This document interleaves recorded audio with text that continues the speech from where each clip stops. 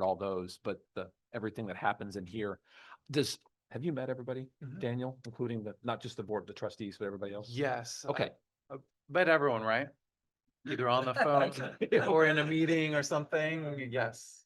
Okay, well, I will just turn the floor over to Daniel. Okay, well, welcome everyone. Thanks for coming today and for joining on a Monday afternoon. That's a little dreary, but I hope we got plenty of coffee, right? So we need to do that. Everyone should have an agenda in their folder here. So it was sent out prior to, but also everything should be hard copy in here to the left for you. So as you can see, we have just a start and stop time today.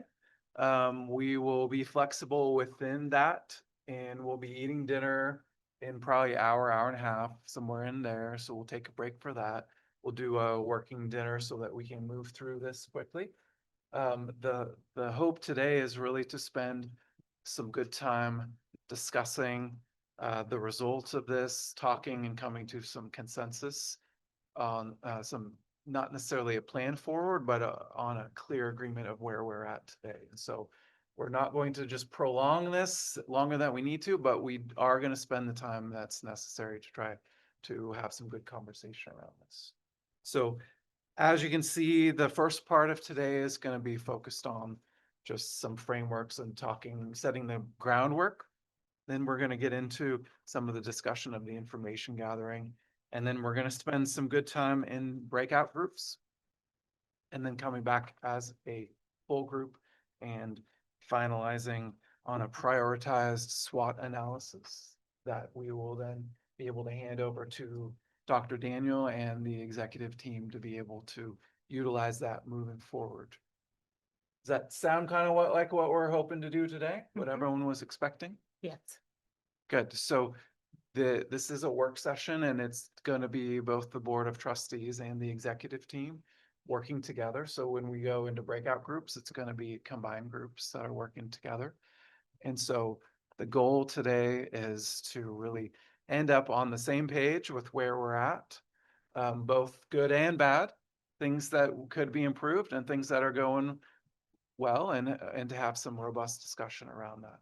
So my role today is just as a facilitator to help ask the right questions, move us through the right process, and to pull out from all of you common thoughts, ideas, and kind of coalesce it into something that's workable for the future.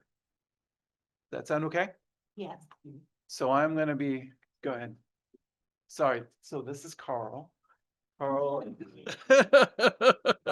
Not met many of you. I think he's met a couple, but Carl joined my team about 4 months ago. Yeah. So he's going to be taking some notes and just kind of helping out and observing. So yeah, welcome, Carl. Welcome. So Carl Bowden. So today, as we look at this, I want to get into some desired outcomes in a second, and then I've got a few frameworks, like I said, but we're going to start right there and dive in. What I would ask of you today is that everyone is open and honest and being willing to share their thoughts, their perspective, and that as we debate these things and talk through things, that we have just a collegial sort of atmosphere, that nothing is personal, but that it is all in the effort of improving the community and improving the college, all of those things, right? I think all things that we can all agree that we would like to see. So the goal today, again, coming out of this, is to be on the same page with a prioritized analysis of strengths, weaknesses, opportunities, and threats, which is basically a snapshot of where the college is at. That's my goal, but I'm interested to know, are there other things that you really feel like today we would like to get out of this working session?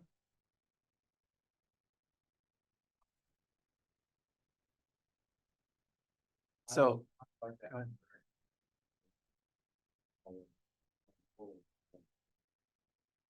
Past the point, may change things.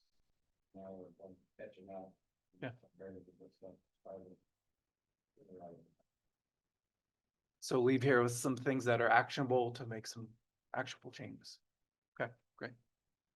What else? I think it'd be helpful to know what the board's role in changes like that potentially could or should be. You know, is it something we should instigate or something we're just backing administration on, or combination of both?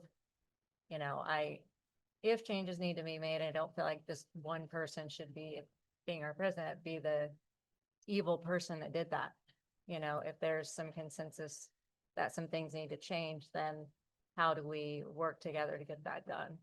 Because I've heard a lot that we're not supposed to overreach, but yet I don't feel like we do much of anything. Okay. Is my opinion. So what's the board's role in this? Right. So maybe we can speak to that a little bit to make sure we're clear on that, because that's often not just for you all, but for a lot of organizations. What's the dynamic between executive and the board, and what's the role that each of them should play? Sometimes, I got on my bag was scan the statue of what it is black and white. awesome. Okay, perfect. Anything else that would be helpful to make sure we try to address today?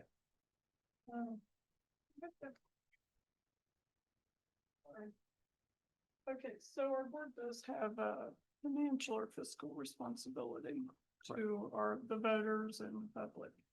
And I hope we come out of today with some concrete ways to increase revenues. I've talked a lot about grants in the last year and a half. We need to see that happening. I see that there are concerns that, you know, we didn't pass more of a mill levy and that they've had to make cuts. And I do think we need to be more strategic. We can't be everything to everyone. And I feel like that we have the money that we need, or can have the money we need to be very effective, but it just seems so slow to get anything to move or change. And so I hope that's something that can happen. Okay, so I heard two things there. One is, how can we increase revenues? What's the focus there? And the second was, you know, how do we not become all things to all people, but how do we pick a lane to some Let's degree? do what we do best. Do what we do best. Let's not Okay. try to compete with people that do something else. So what's our strategic focus, maybe, is how I might describe that. Okay.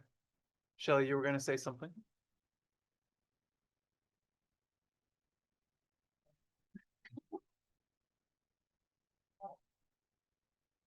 Okay. So I was wondering if we would be able to identify internal versus external opportunities for balance and change. Okay, internal versus external, okay. And I've got an idea how to do that.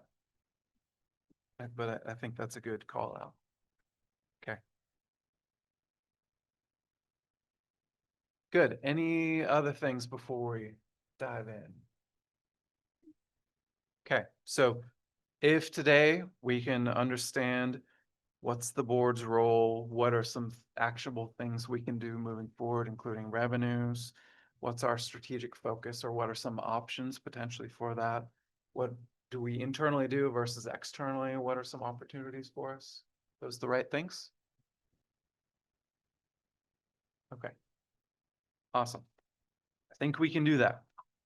So as we do that, what I'd like to do is start with some frameworks that are going to help us do that better today. And so I'm going to go to the board here. Hopefully, do I take this with me? Okay. See how this works? Okay. Okay. Well, moving around.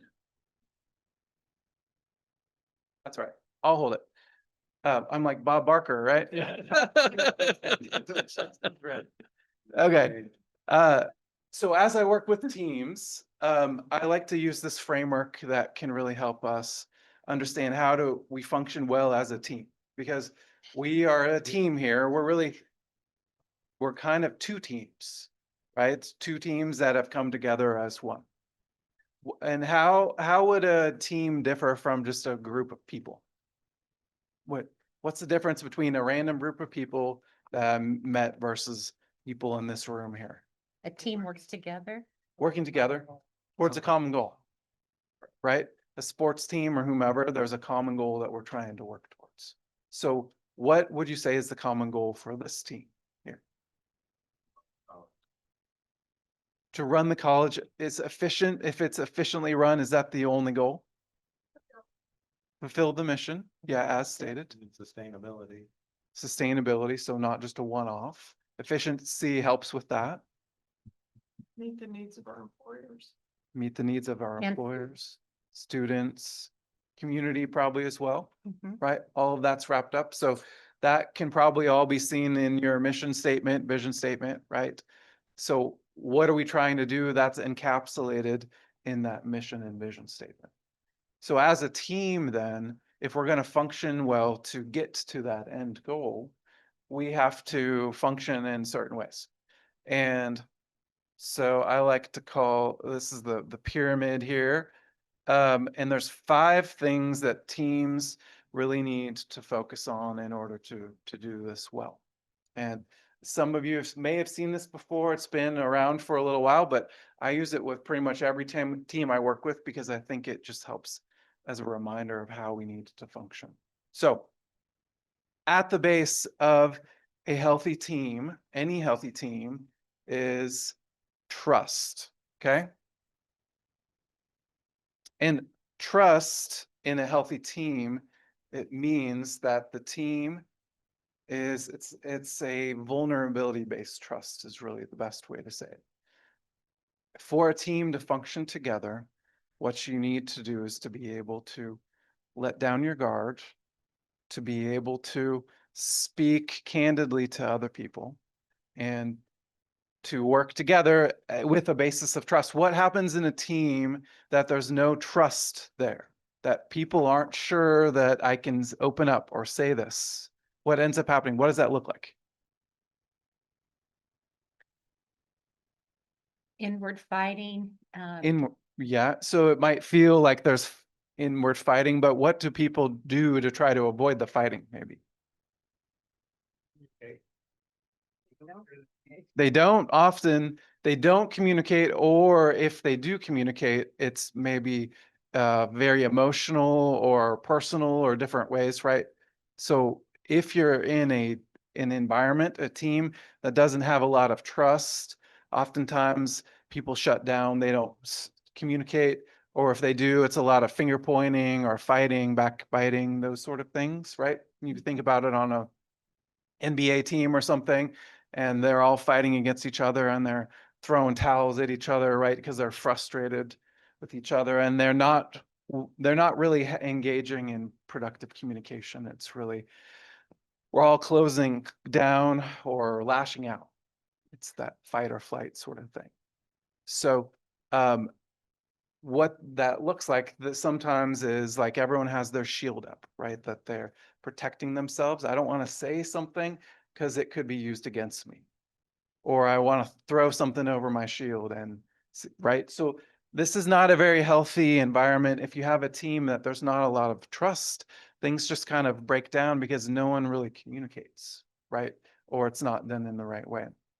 So in any team, there's always room to improve that trust and figuring out how do you then give people the benefit of the doubt? How do you step forward? And somebody has to go first, right? If there hasn't been trust, somebody has to let down their guard and start that open conversation. So I'm going to come back to that, but that's the basis, okay? If there's trust on the team, then what can you do? That then leads to the ability to have conflict. Does that sound like a good thing? That a Could healthy be. team should have conflict? Respectful. Respectful. I like to call it productive conflict. Yeah. So why is that necessary for a healthy team? Why does a healthy team have conflict? Without it, you're not doing anything. Yeah. You're not doing anything. You're just sitting there, right? Everyone's agreeing to it. anytime you get 2 or 3 people together, there's probably 2 or 3 different opinions in the room about something. And if you get 18 people together, there's probably 18 different viewpoints a little bit, right? And what's the goal of the team at the end? What did we say? Success, reaching that vision, right? And if there's only one viewpoint in the room, is it going to be probably the best solution to reach that end goal? Probably not, because we all see things a little differently. We all can bring different perspectives and helpful things. That's why there's a board of multiple people. That's why there's an executive team. The way an IT person sees things is different than HR, and that's probably a good thing, right? And you need both voices at the table. So what happens on unhealthy teams is there's no trust in the room. So we don't communicate, or we communicate very poorly, and we don't have productive, but we have personal conflict. It becomes personal. It's like, oh, Barry, that was stupid. Why did you say that? Right? That seems pretty personal, right? When instead it might be, Barry, I see it a little bit differently than you, right? It's still pushing back, still productive, or still conflict, but it's done in a way that's not trying to demean people. And even if you don't mean to do that, sometimes if you're on the receiving end of some conflict, it can feel kind of personal, right? So it's hard sometimes to hear that from people, but it's necessary, because what ends up happening in an organization, let's say Dr. Daniel comes in and she has a brand new vision. I'm throwing her under the bus here. And let's say that she wants to start classes in Tahiti because she just went there on vacation and it's an awesome location, right? And so she has this vision and she's casting and she's telling her team, okay, we've got to go in to Tahiti and open this new thing. But no, there's no trust in the room, so no one really pushes back. What ends up happening? Do we go and open a new site in Tahiti? We probably do if no one is pushing back on it, right? If everyone just says, sure, right? And is that probably the best thing to fulfill the mission of Butler Community College? No. Probably not, but no one is willing to push back. So the mission goes unfulfilled. We open something that's probably not going to work well because all of your perspectives weren't there. And what's more, what does Dr. Daniel think when leaving the room? Everybody's on board. Yeah. 18 people thought it was a good idea, right? What does everyone say in the parking lot afterwards? Oh, my heavens. They say what they really think, right? And so what ends up happening is you move forward with a plan that no one agrees to. It's a bad idea, but Dr. Daniel or whoever the leader is thinks everyone on board and that it's a good idea. And so it's going to fail because no one's committed to it too. So that's the third thing here, commitment. Could I ask one question real quick? Go for it. I always have to stop, but can we have trust without transparency? Trust is a part of, transparency is a part of trust, Not being shared the facts. right? Later we find out different facts, but not different facts, but the actual facts. Part of trust, we need to openly share what's what. Right. And then we can move on, because the data is just the data, it's not personal. Right. So, like I mentioned, this is vulnerability-based trust. Being vulnerable is being open, transparent, right? And it's hard to do. And so when trust breaks down, in all areas, you get less transparent, I would say. Because again, people are putting up shields, right? It's human nature. There are times I would say, and I'm sure Shelby knows this, but I'm just gonna put it out there in the spirit of conflict. There you go. But certainly there are times when not everything can be transparent. And so if I'm talking to the board about an issue with a person or something of that nature, I may not be able to tell you all the facts around that particular situation. And in some regard, I'm going to ask you to trust me, or to that extent that I can't deliver all of that information. I'm just chip on my shoulder from the previous, not interim, but previous president. She flat out said she would not share data with us without a story, and then we didn't get the data, and we had to do some requests. Yeah. There wasn't trust at all, and that led to tons of conflict, Right. where it was just, when our slogan back then was act on fact, Mm-hmm. but we weren't given facts without lots of conflict. So, Yeah, so I- there's I a have lot some of, there's a lot of history there, but I would say, yes, transparency is part of trust, but it also has to be earned and gained, right, from people.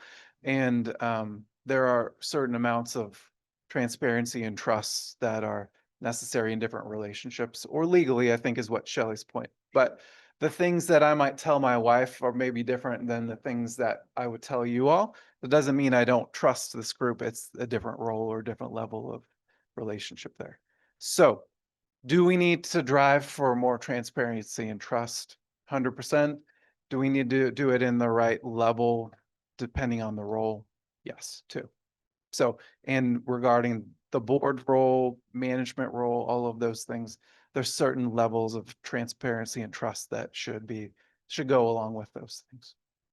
So I don't maybe disagree that in the past, from what I've heard, that maybe there wasn't as much transparency as maybe needed to be on probably a lot of accounts, right? Not just one person. So, but that's a great point. Okay, so how can you tell if you're having productive conflict? And thank you, Shelley, for having productive conflict, and Shelby, both of you. How can you tell? There's a very easy way. If the real conversation you're having happens in the parking lot afterwards, then you're not really having productive conflict at this table, right? So if there's things that you feel like, I don't really agree with that, I'm going to talk to so-and-so afterwards, it probably means that you should check yourself and say, do I really need to bring my perspective to the table here today?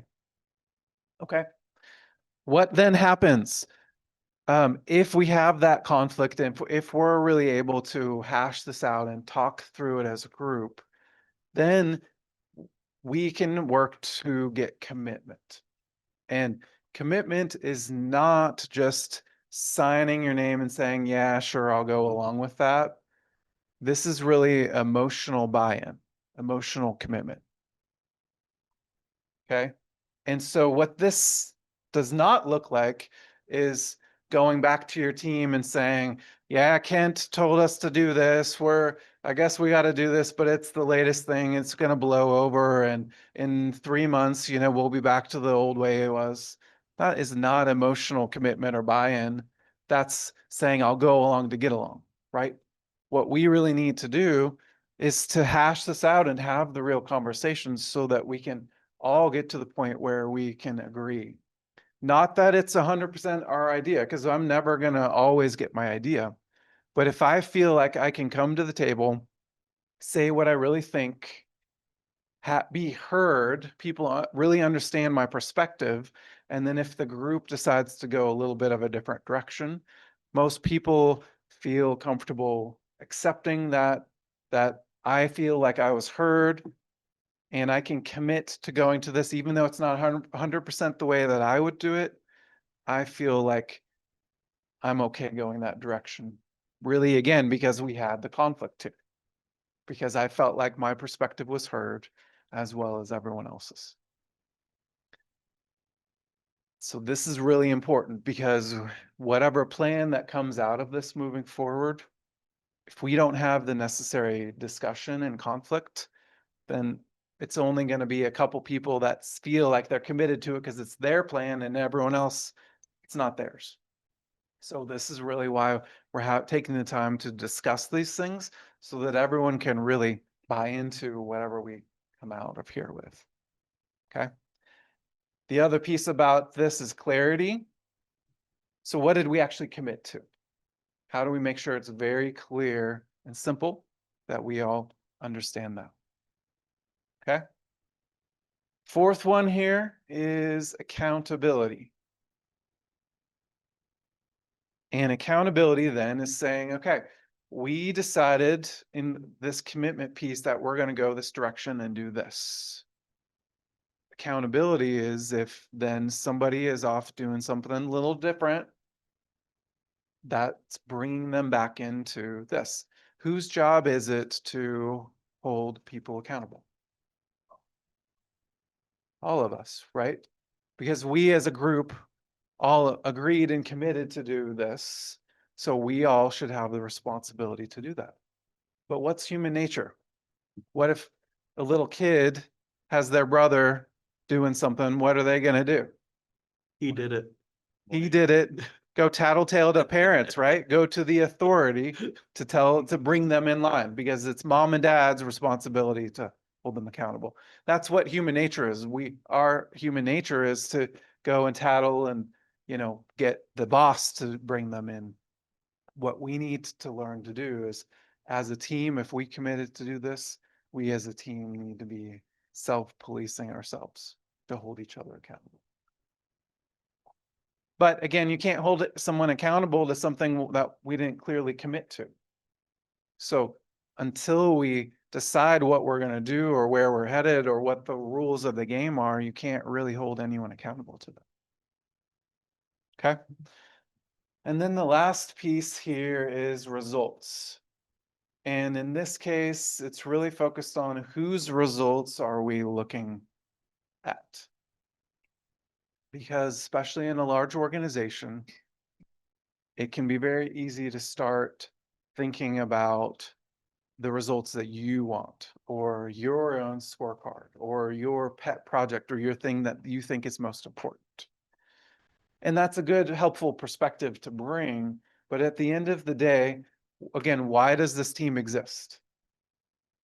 For the ultimate success and goal of the mission. And sometimes, though, we get too focused on the score that's farther down. Again, it's back to the NBA example. It's like somebody who's just focused on padding their own stat sheet, and they could care less whether the team won or not. And too often what happens is we focus just on what I think is important, or my own stat sheet, or is my department doing well, maybe at the detriment of the whole. It's because it's a system, right, that we live in, of multiple systems. And if your body is a system, right? So what happens if your foot gets gangrene? But that's my favorite foot. I don't want to do anything. If I don't do something to my foot, like I'm not going to play basketball or play whatever, right? So what do? I don't do anything to my foot. What happens then to the rest of my body? Gets infected. And now my whole body dies, right? When before, maybe I could amputate the foot and I would live. Now, if I don't do something, the whole body's going to die, right?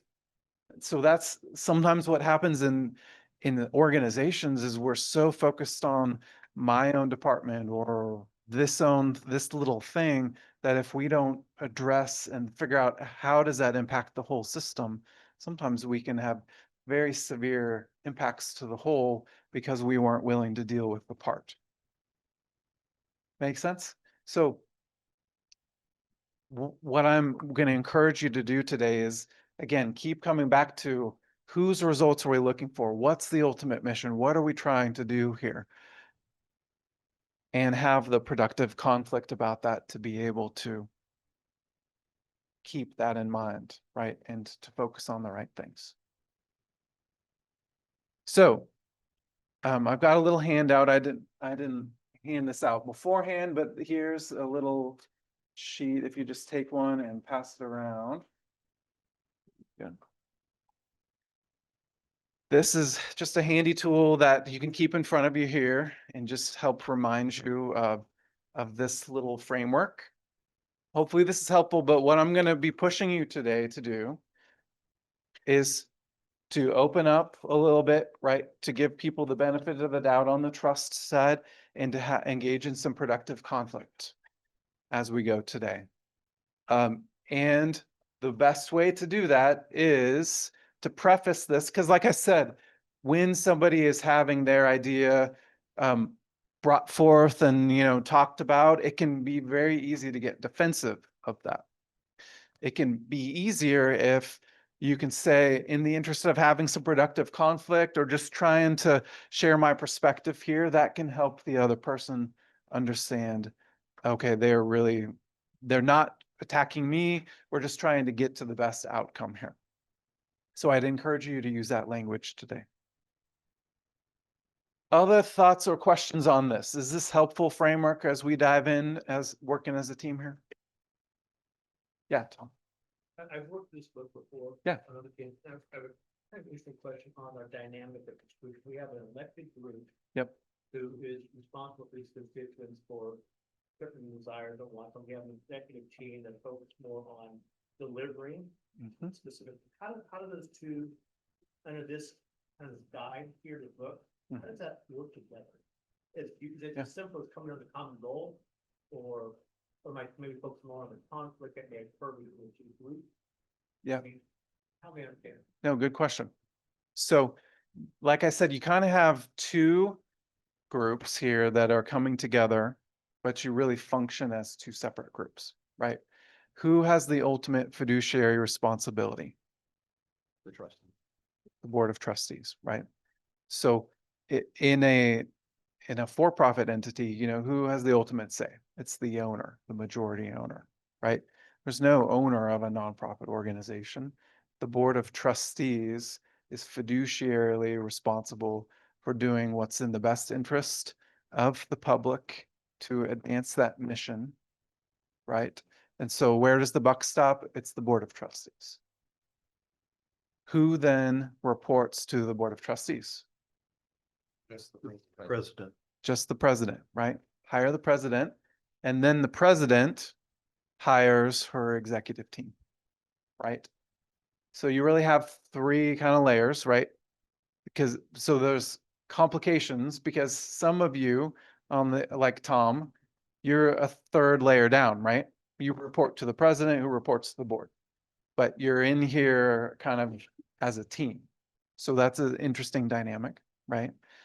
And so it's definitely a more complex dynamic than if I was just working with the executive team, right? So at the end of the day, and let's just go ahead and get into this because it was brought up.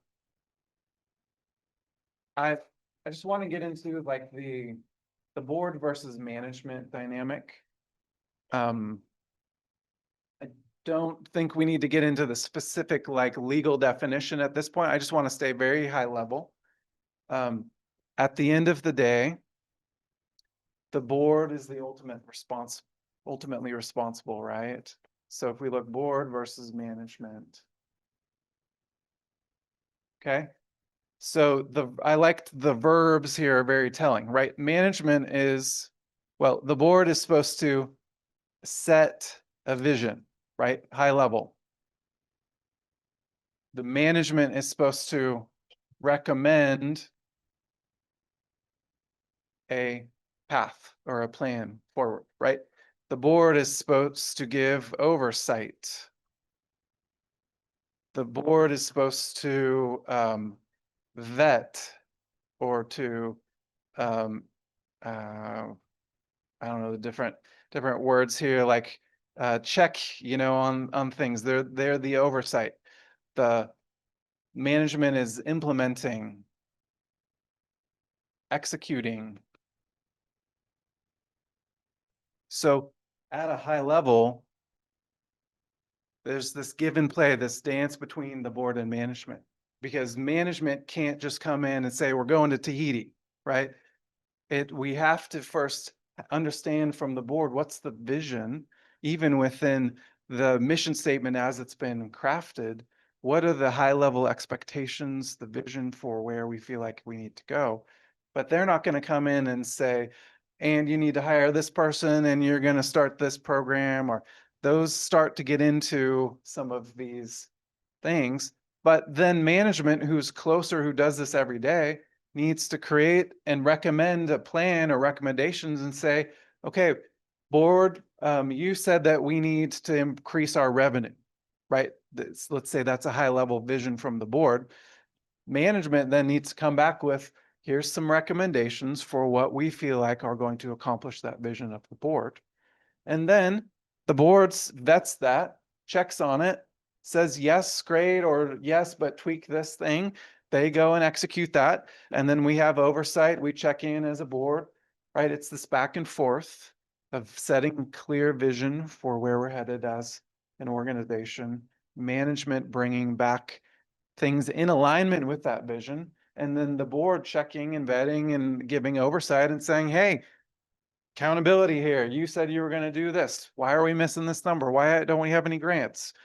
Whatever it might be. And it's this back and forth. But what you don't want to do is the management getting way over here and completely running with a vision, or the board getting way over here into implementation and other things that are more at that execution level. That's again at a very high level, not a legal sort of approach on the legal technical words, but that's really how a board or management should function. So as a team here working together, everyone needs to be thinking with their right hat on, but we're all in pursuit of this goal. But it is a complicated dynamic at the end of the day because we all have different pieces to play in that role. Does that answer your question, Tom? Yeah, it's getting a little better. Okay. But yes, at the end of the day, I understand there are some interesting dynamics because we have bosses and not and in the room. So, and everyone has different roles. But I think as we're doing the visioning and thinking through this today, it's really, we need both perspectives. We need the people that are a little closer to it, and we need people that are able to step back and think big picture. What are we supposed to do? Does that answer your question? Or two, you had asked that too. What's the board role? Okay. Okay. So we'll continue to come back to this. But again, the outcome of today is that we're going to all come away with a similar understanding of where we're at today. So let me give you a framework here that helps us. There's 3 questions when I do planning with people. The first question that we need to answer is, where are we at today? So as an organization, what are the things we're good at? What are the things we're not good at? What resources do we have? How are we positioned today? We all have to be on the same page about that. We're going to come back to that. What do you think the second question is? Where do we want to go? What's the future look like? Right? So where are we headed? What's that look like long term? What's the third question then? How do we get there? What's the plan? Okay, so when we're thinking about the future, those are the 3 things that we've got to answer. To just scope your expectations for today, today is really about being on the same page with where we're at today and starting to brainstorm ideas of what the future could or should look like. We are not going to come out of here today with a clear vision for the next 5 years and all of the different things, right? We're going to come out of here with potential opportunities, potential threats that we should be thinking about, internal, external things, and some prioritization from the Board of Trustees of what do they feel like here is important to think about for the future. Then management's going to go away and recommend some plans and some future vision based on that. To come back to you then to vet and to think about is that the right thing? Do we need to tweak it? But before we get to all of these things, because most action-oriented type A people, where do they like to go first? To the end, to the plan. What are we going to do? What are we going to do next?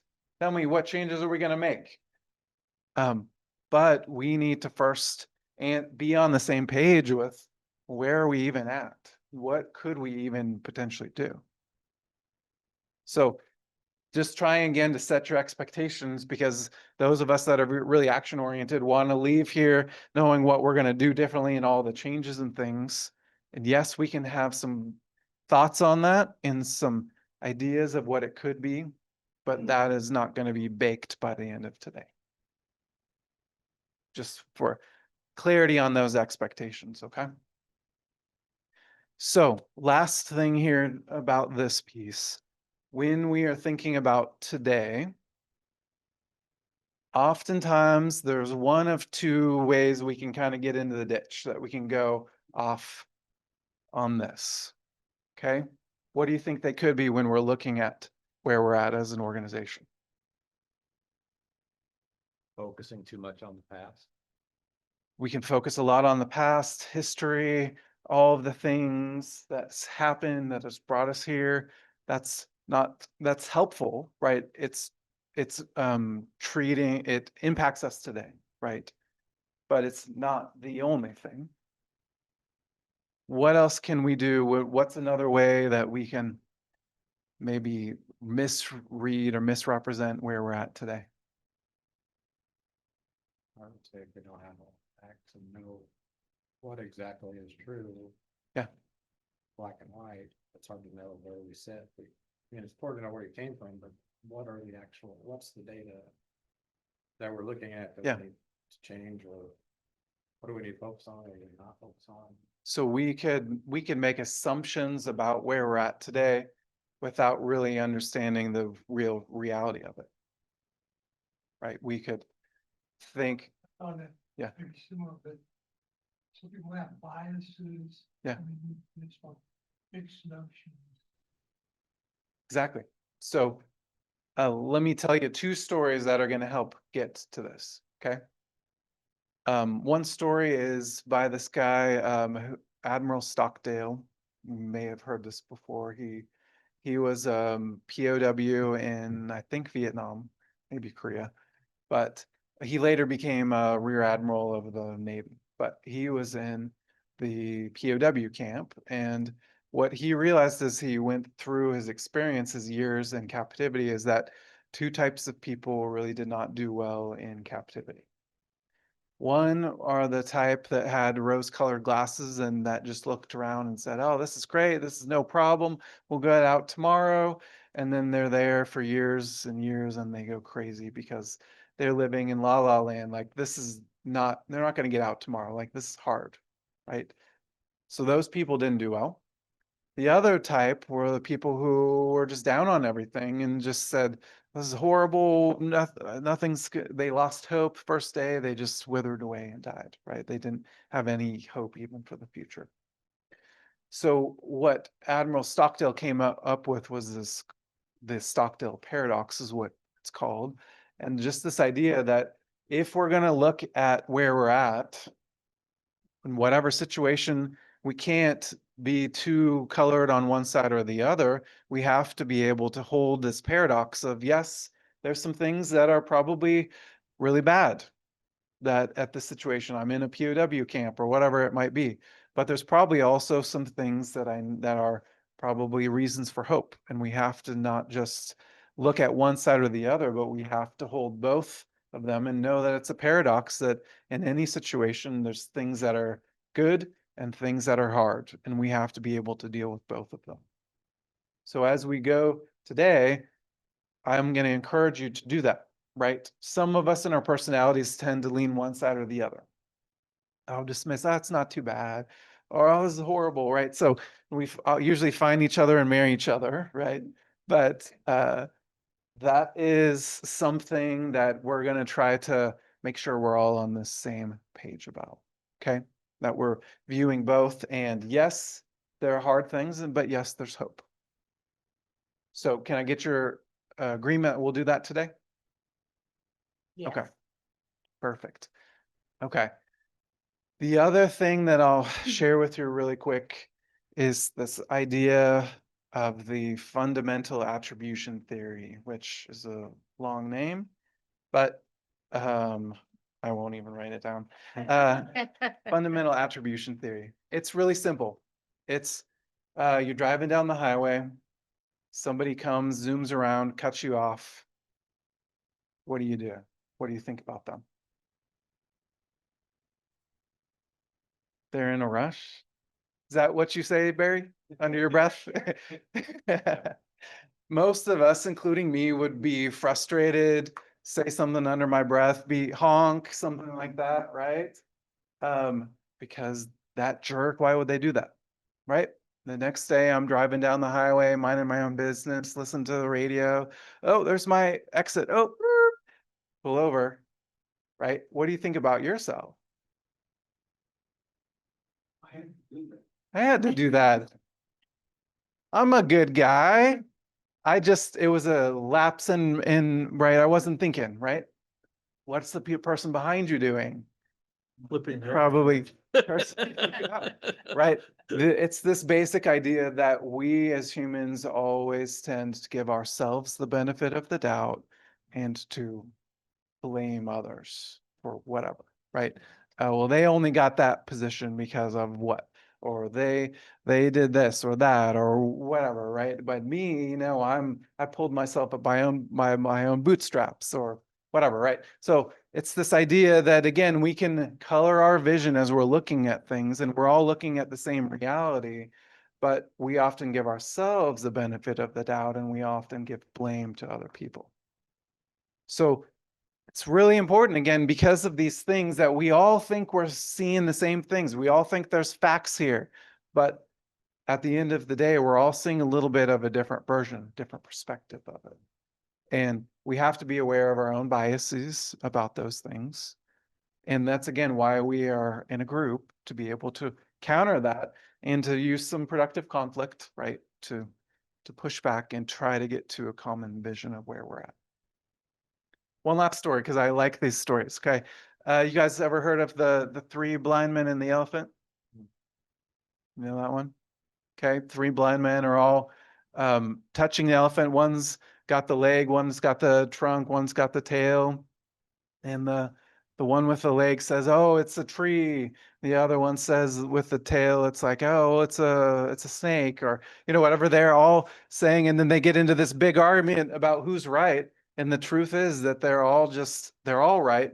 No, or none of them are right, right? They're not really even seeing the full picture that this is an elephant that we're dealing with. And I'm just seeing this one piece of it.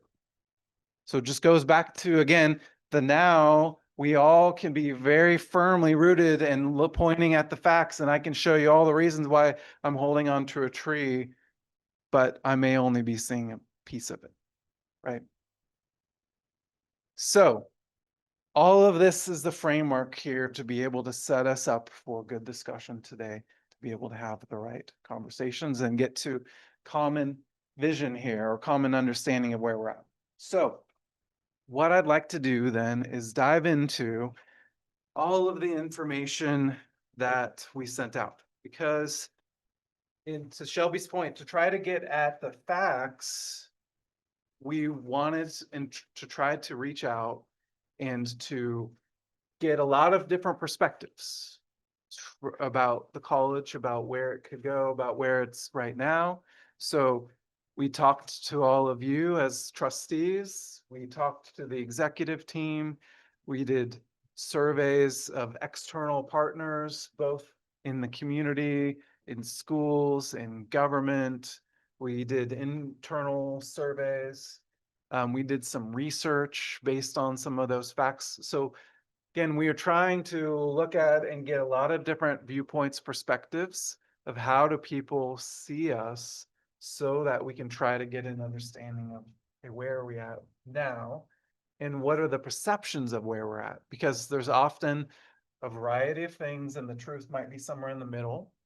But if there's certain perceptions out there, we might have to deal with those too. So I am interested to know, just to start off with, hopefully everyone had the chance to review those, read through them. But to start off with, what were your overall thoughts, perspectives? Was there surprising things that were part of that? Were there some very common themes that came out? What was top of mind when you read this? Nothing new. Nothing new? Okay. So no big surprises there. I'm surprised, but I'm always talking Thursday. Well, the perspectives were a little different. of what the priorities were, out, looking through the land that they're looking through. Yeah. Which I kind of found helpful in sort of understanding priorities and that type of thing, but yeah, the issues were, there was nothing that jumped out at me about the issue. Okay. So I was surprised to see throughout all the groups, this kind of underlying statement or the thinking of like, you don't have the best employee in some position, that's not a good idea. If you're doing a program that's not profitable or well enough attended, you need to stop doing that. I mean, it was throughout all of them that kind of had the same opinion of like, don't do stuff that's not important, it's not. Not that it's something that you don't need to be doing, just because it's a good idea. Sure. And I thought it was interesting that everyone kind of said that, not everyone. It was in each packet kind of that. There was a common theme, I guess, that there's some changes that people identify that maybe we need to think differently about. It's always seemed like we're terrified to cut a program, but we might need to if it's not viable. And I think we all have the same opinion. We'll probably all disagree on what's viable or not. Yeah, so let me speak to that too, because you all are dealing with this, again, paradox or this dichotomy that we are trying to do things that are in the best interest of the student and the community, but we're also trying to be a sustainable organization. And sometimes those things don't fully go in alignment. Maybe what the community needs is not fully self-sustainable, but maybe other things are, right? So it's always that balance you're trying to, how do we focus on the mission versus how do we focus on the sustainability? And both are necessary, but to somebody's point, some people have more probably heavily leaning one side and some on the other side.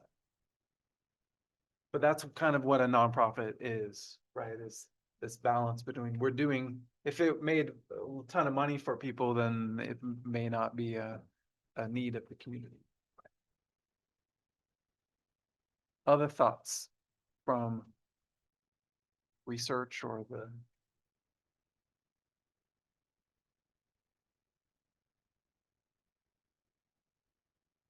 Okay, well, let me go through this real quick. And just to help you understand, again, what was the approach, and then on the executive focus group, sat in with the whole executive team, asked some of these questions, and again, as you can see, pulled out some of the comments there. The Board of Trustees, I sat down one-on-one with each of you all to hear your perspectives, captured those. Again, externally, we focus on businesses, governments, and schools, and we felt it was important to split those out to see what each of those groups felt individually. Internally, we again did that, but we also split it out by the deans, lead chairs, association presidents, and advisory board members, the directors, and then the foundation board of directors. And the Butler directors not being you all, but being director level managers. Again, in all of these, you can see that the focus is probably a little bit different based on the seat that they're in or what is most important to them. I do want to call out on the compiled research. What we try to do is take already existing information and pull it together on some key themes that were important from what we felt like in the interviews and other things. So the enrollment numbers that you can see and some of the key takeaways there, that Butler's enrollment has essentially followed how the larger community college focus or trends, which has been down over the last 10 years.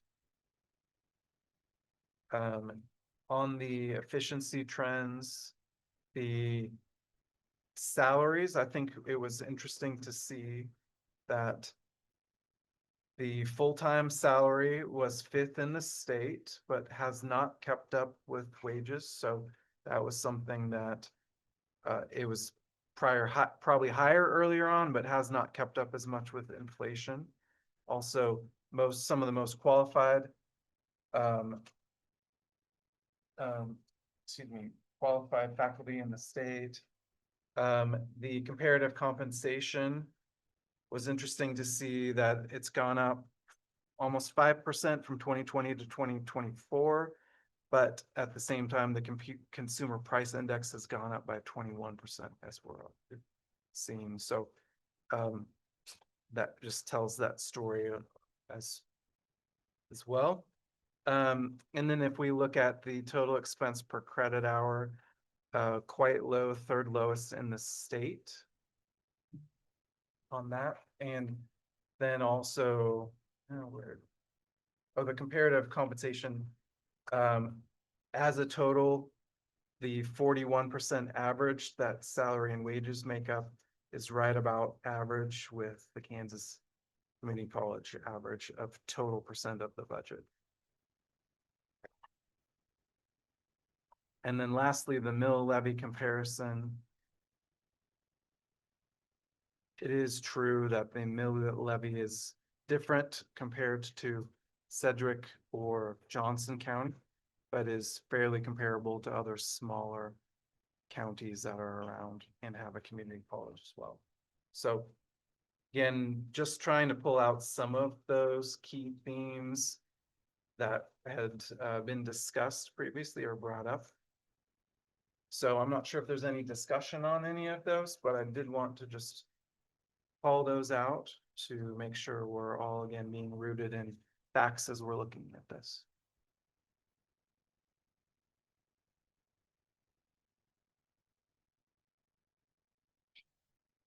Okay, any comments, questions on those? I think it's important that we all, and this has been such a source of conflict, more recently productive conflict, but still conflict, that we have to find other levers for revenue than taxes. I think everyone, administration and board agrees that we want to keep the mill as low as we can. Yeah. But there is, I think, significant disagreement even amongst the board about where the sweet spot is, or where taxes ought to be versus where revenue from other sources ought to be. And I don't think we're going to bridge those gaps tonight, but recognizing that, and maybe gets to Linda's point of the importance of other alternative revenues, because we can't always we have the ability to always fall back on taxes. I mean, legally we can do that, but that's not a practical answer to revenue problems. And this, I think the comparative information is great. And it's very positive for Butler, but it doesn't seem to go for, I don't know that our Butler County taxpayers don't appreciate perhaps the deal that they're getting, because they don't want, I mean, there's pushback at any tax increase, even if we can show that we're still lower than 18 other counties with community colleges. That's the mill levy, but not tax per person. No, it is. We're 19th in the state if it's per capita. Sedgwick County, okay, the Sedgwick County is $1,150 per person. Augusta's 1,500, Andover 1,500, Elder was 1,600. So Yeah, I'm talking about compared to the other 18 community colleges. But it's just 80% of our students, roughly, not oversimplifying, come from Sedgwick County, we face like that. But so, Right. because we're just on the edge of the county that we serve the most, but we as Butler County pay all the taxes for this institutions. Not all, but just the mill. Right. So I think that's another difficult dichotomy, right? Is that there's being so close to Sedgwick County is a blessing and a curse. Blessing is that there's a big population to come over, and as students, the curse is that somebody can live on the other side, literally a mile away, and pay much less taxes.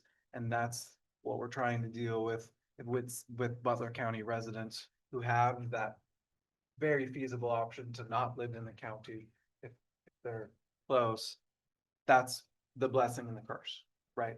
But there's also the reason Sedgwick County and Johnson County don't have to, the taxes are lower, is because there's just so much more population spread it over. So there's not much you can do about that piece. But it is a blessing in that the students, you have so much population that can come over and serve. So I think both of you are right, is what I'm saying, right? That it is a hard thing to sell to our constituents.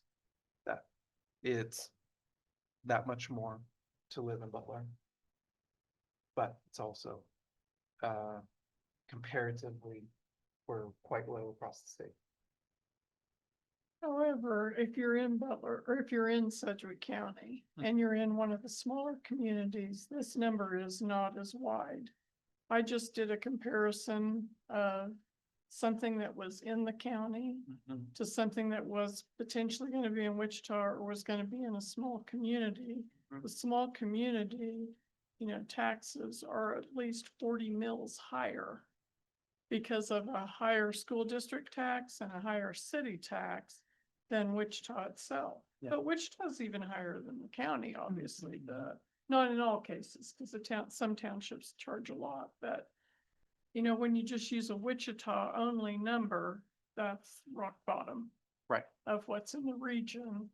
But people that live in the outlying communities that they like because of, you know, because they want to be in a smaller community, they're paying more. They're paying more because they want to be there. Yes.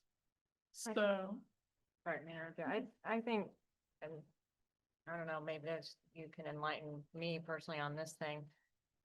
I find that we really spend a lot of time comparing ourselves to other community colleges. My big concern is they're all down. The past decade, the whole concept is declining. So it really doesn't matter if we're the best of the worst, if we're all headed for an implosion in 10 to 20 years. So that's what I struggle with every day. It's just like, okay, yeah, we're better than other community colleges, but I keep saying it, don't be Blockbuster Video. Blockbuster Video is probably better than their competitor that also went out of business. And the world is changing, and the idea of the whole institution, the way that things have been done for almost 100 years, whatever, just is changing. And that's, I just think it needs to be a discussion. Yeah, so if you look at the number, the first page, the graph here Yeah. over the last 10 years, right? Yeah, it's just across all community colleges, it's all trending down. Yeah. And it's not just community colleges, it's all higher institutions. There's just a smaller population too. So, I 3 kids, only one went to college. Yeah. And the one that didn't is killing it. The other one, not so much. I mean, it's just so different. And that's, yeah, I just think it gets dangerous, like I said, just to constantly always compare ourselves to other community college. I think that's a fair point that the industry as a whole is changing. So what does that mean we need to do differently as well?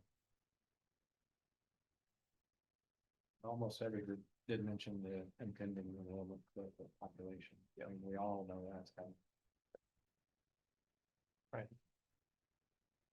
So one thing then, if we're looking at where are we at now, what's this situation in the hand that we've been dealt? It's that there's just larger economic, systemic, community-wide things that are changing that we have to deal with, right? We have to maybe do some things differently than we did 10 years ago. Right? Yeah. On the one hand, would anyone disagree with that? That No. there's probably things we gotta do differently, right? On the same token, on the other hand, are we compared to other community colleges being run fairly efficiently, right? And based on the numbers and things? Probably, yeah, to your point, we're doing pretty well across the state, but if it's on a sinking ship of the industry, right, maybe that's a bigger question. Not that the industry is sinking, right, but that's just the idea here, that how do we not look at it just as us versus community colleges, but the industry as a whole. Okay. Any other last thoughts on that? I have you. Yes. I'm the one with rose-colored glasses. Okay. And my glass is always half full. Good. And so I tend to look at things, like we should compare ourselves to other community colleges. Who should we compare ourselves to? if we're not comparing to people that are like us, then we compare ourselves to people that aren't like us, like a university or. The people who are gonna take you out. Institution. You compare yourself to the people who are gonna take you out, I feel. Compare. Right, because Netflix replaced Blockbuster. Maybe a shoe tech. Right, Well, those types exactly. of- Yeah, it's changing, but we also have to remember what the students want too. And it's not always Netflix. Right. Sometimes it's another thing. But, so I think we have to listen to what the students want. And the students in Wichita want to come to our community college. And we should be glad about that, because we probably couldn't be the size we are and offer what we do to Butler County residents if it weren't for those students coming in. And that's exactly like right. that Very good. opportunity. Yes. For us to be who we are. So I don't think that goes away. I think that's not gonna change. I think we're always going to have that opportunity. So I think if we're just looking at the things that will change politically or socioeconomically, that's fine. But I think we also have to look at what we have already changed as a result of educational changes that are being made, such as in IT, for example. My gosh, we've completely automated the entire campus, so we haven't been idle. I'm sure. So we haven't been idle, and we have been made innovations. We've wanted to be innovative to help more students want to come to Butler. Yeah. And to serve them better. So I'm always going to tout what we do very well. I understand we have changes that need to be made, but a lot of those changes are above us. Meaning the state should be making some changes as it relates of where students are going to school, where that payments should be awarded. So I think a lot of that is at a level that while we can have people advocate and legislate, but lobby for us, that hasn't been able to happen. And where are those places? So. Nice job. On a little bit of a higher level, having been involved in higher education for a long time, there's ebbs and flows with revenues and expenses, and things do change. And they change all the time. And I think the private schools have this bear the burden a little harder, because either when you're riding on the low, do you survive or don't you survive? And we often find that they don't survive, and they go away. And the public institutions have a little bit more of an anchor to keep them in there while the waters are moving around, to stay above the water until new ideas, new thoughts, new programs, whatever that may be, happen. And the one thing I'm encouraged by, one thing I'm encouraged by is that I'm hearing high school students not talk about going to a university. I'm hearing them talk about going to a community college. Now, for that to come out of a student's mouth versus the parents, who are obviously looking at the dollars, but they're very aware of what's going on. So that resonates in my head to think, another change is coming. Another way of looking at our institution or community college in general are happening. So these are the things I think that as an administration, as a board, we have to be very nimble to be able to look and find those things and ride those things or try those things because of the changes, but not be so obtuse to be able to say, oh, we're not going to look at that and we're just going to keep riding the same ship, because that's what we've been doing forever. And knowing the distinction between the two, I think, is a challenge. But I think the board really creates a great opportunity to say, here's where we want to go. Help us get us from here to there, even though the waters are choppy. So what I'd like to do is I'd like to put a picture to kind of what you all are describing. That's okay. I'm not a.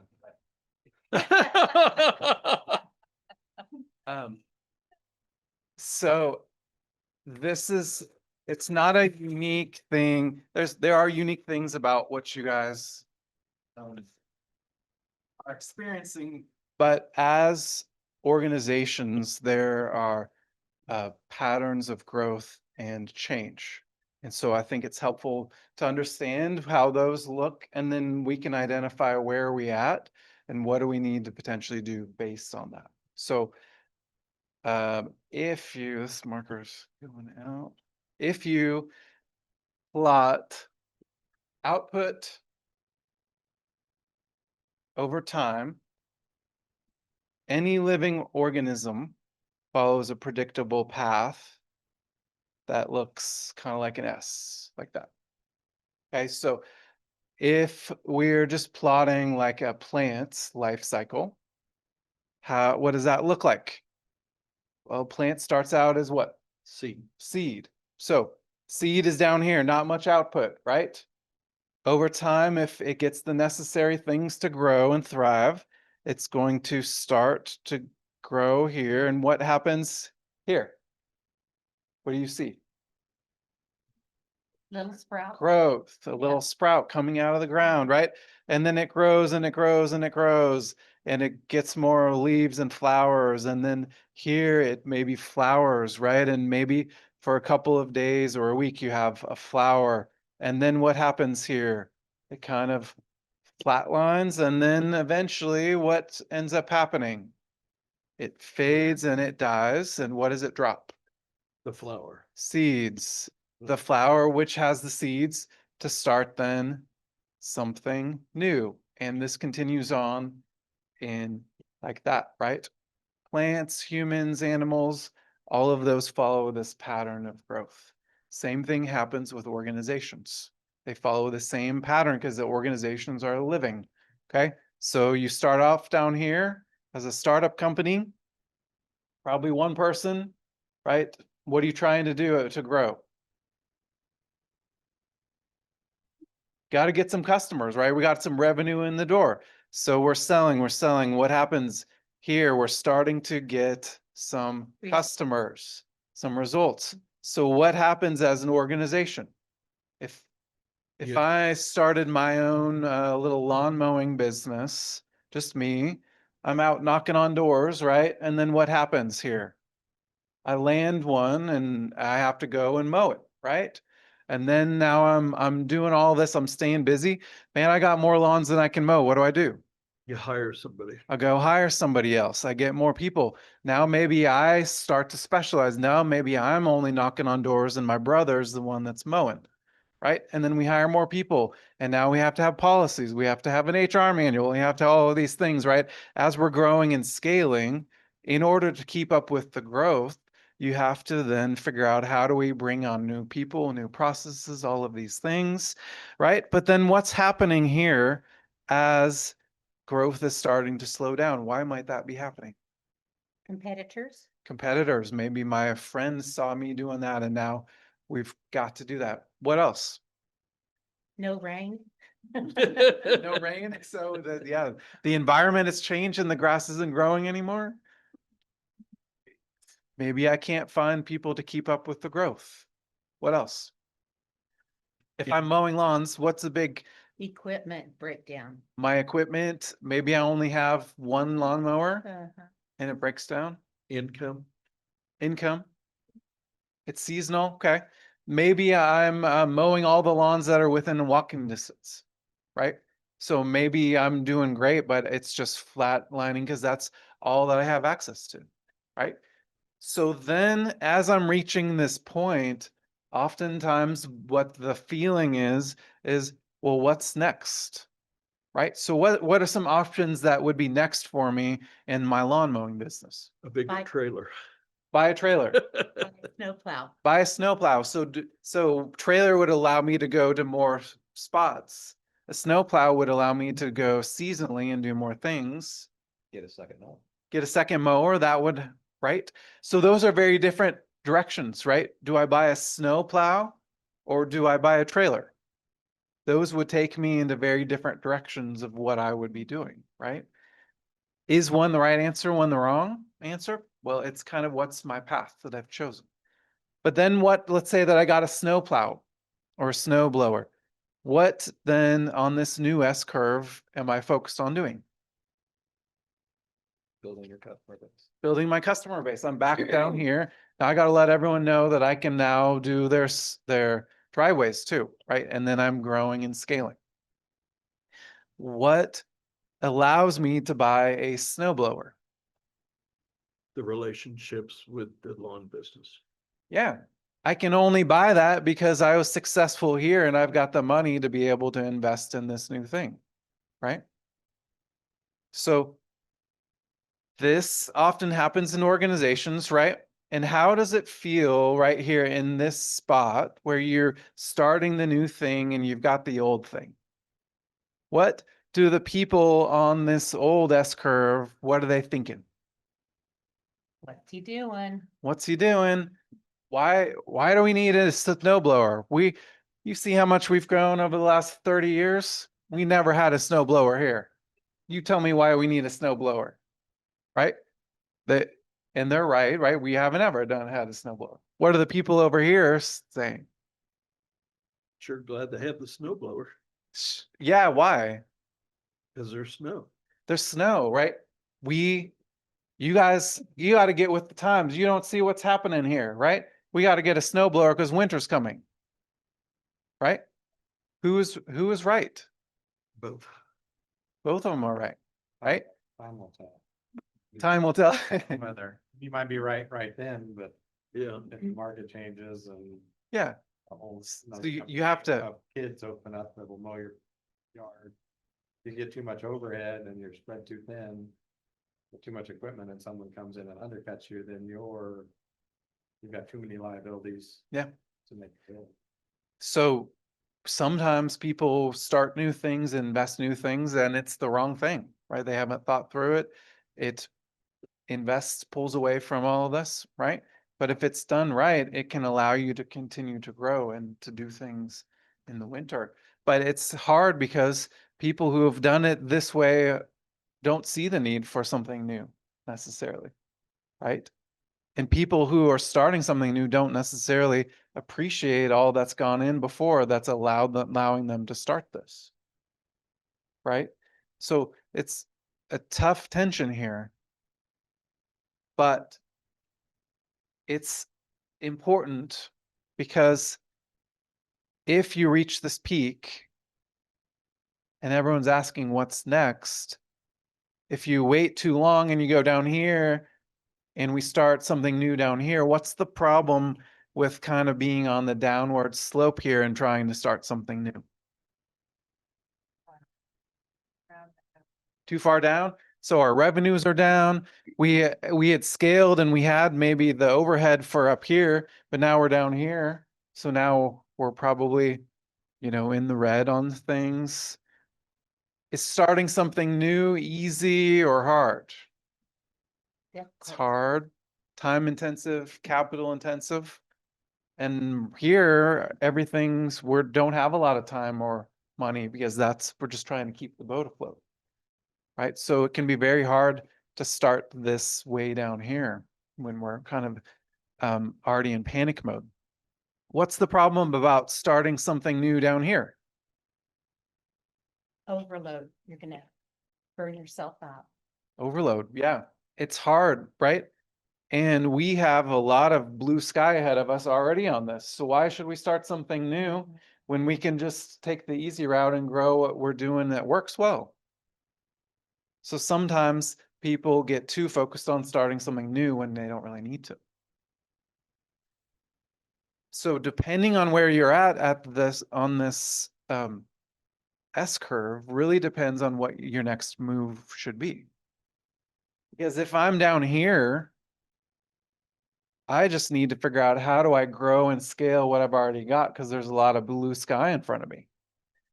If I'm up here, over here, I need to figure out either how do I right size to the size here or what's next because where I've been focused is going away or I'm at my max, right?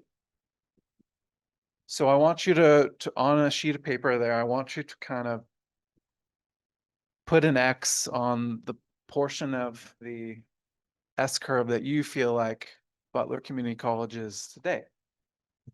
Where are we at? In general, are we down here? Are we up here? How would you describe where we're at in our growth cycle right now?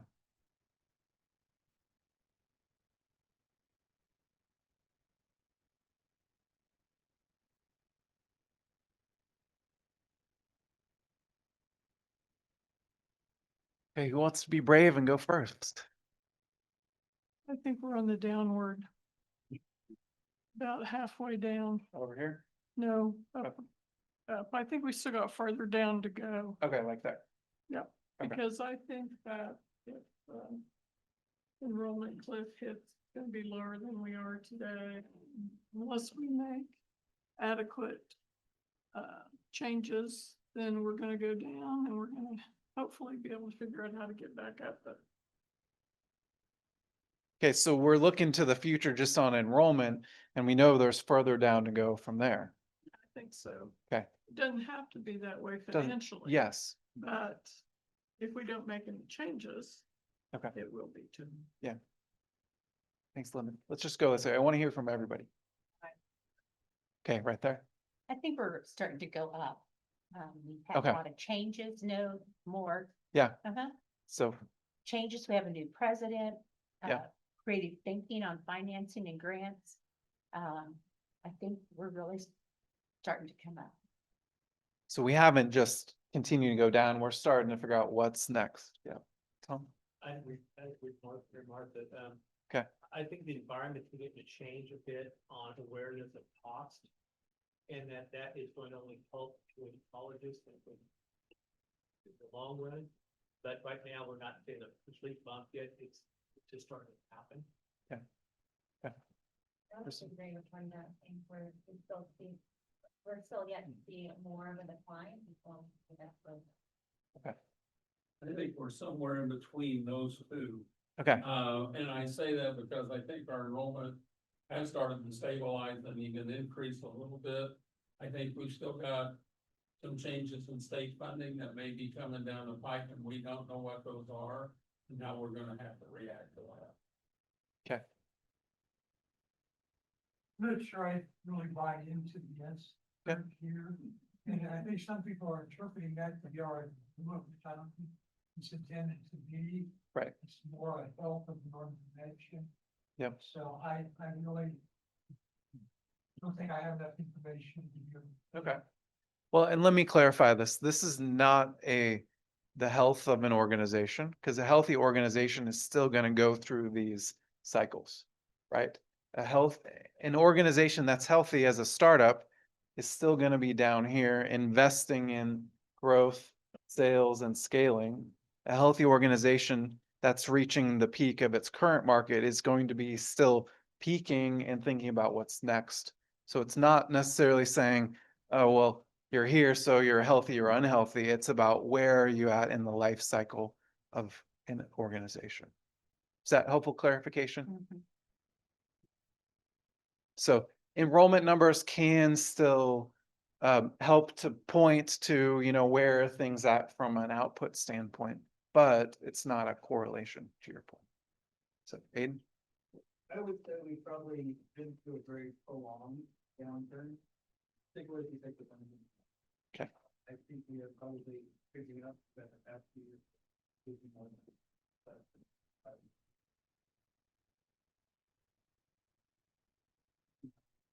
We're getting better, graduation. Yeah. But that. Yeah. That said, what the made it like. But I Sure. think Okay. So starting to hook back up. Okay. Barry?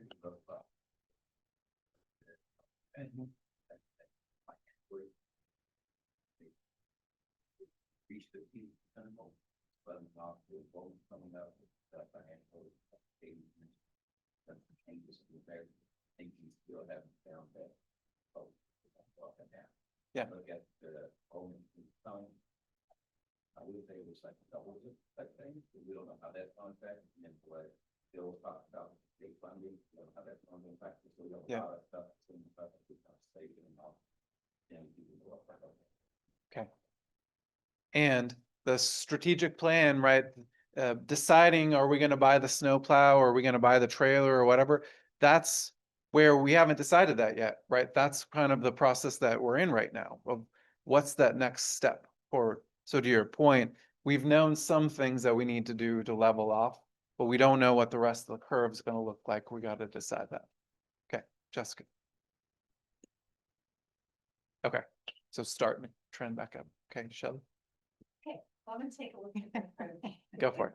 Based on my past experiences, things like decline in growth of companies generally happens in a circular pattern.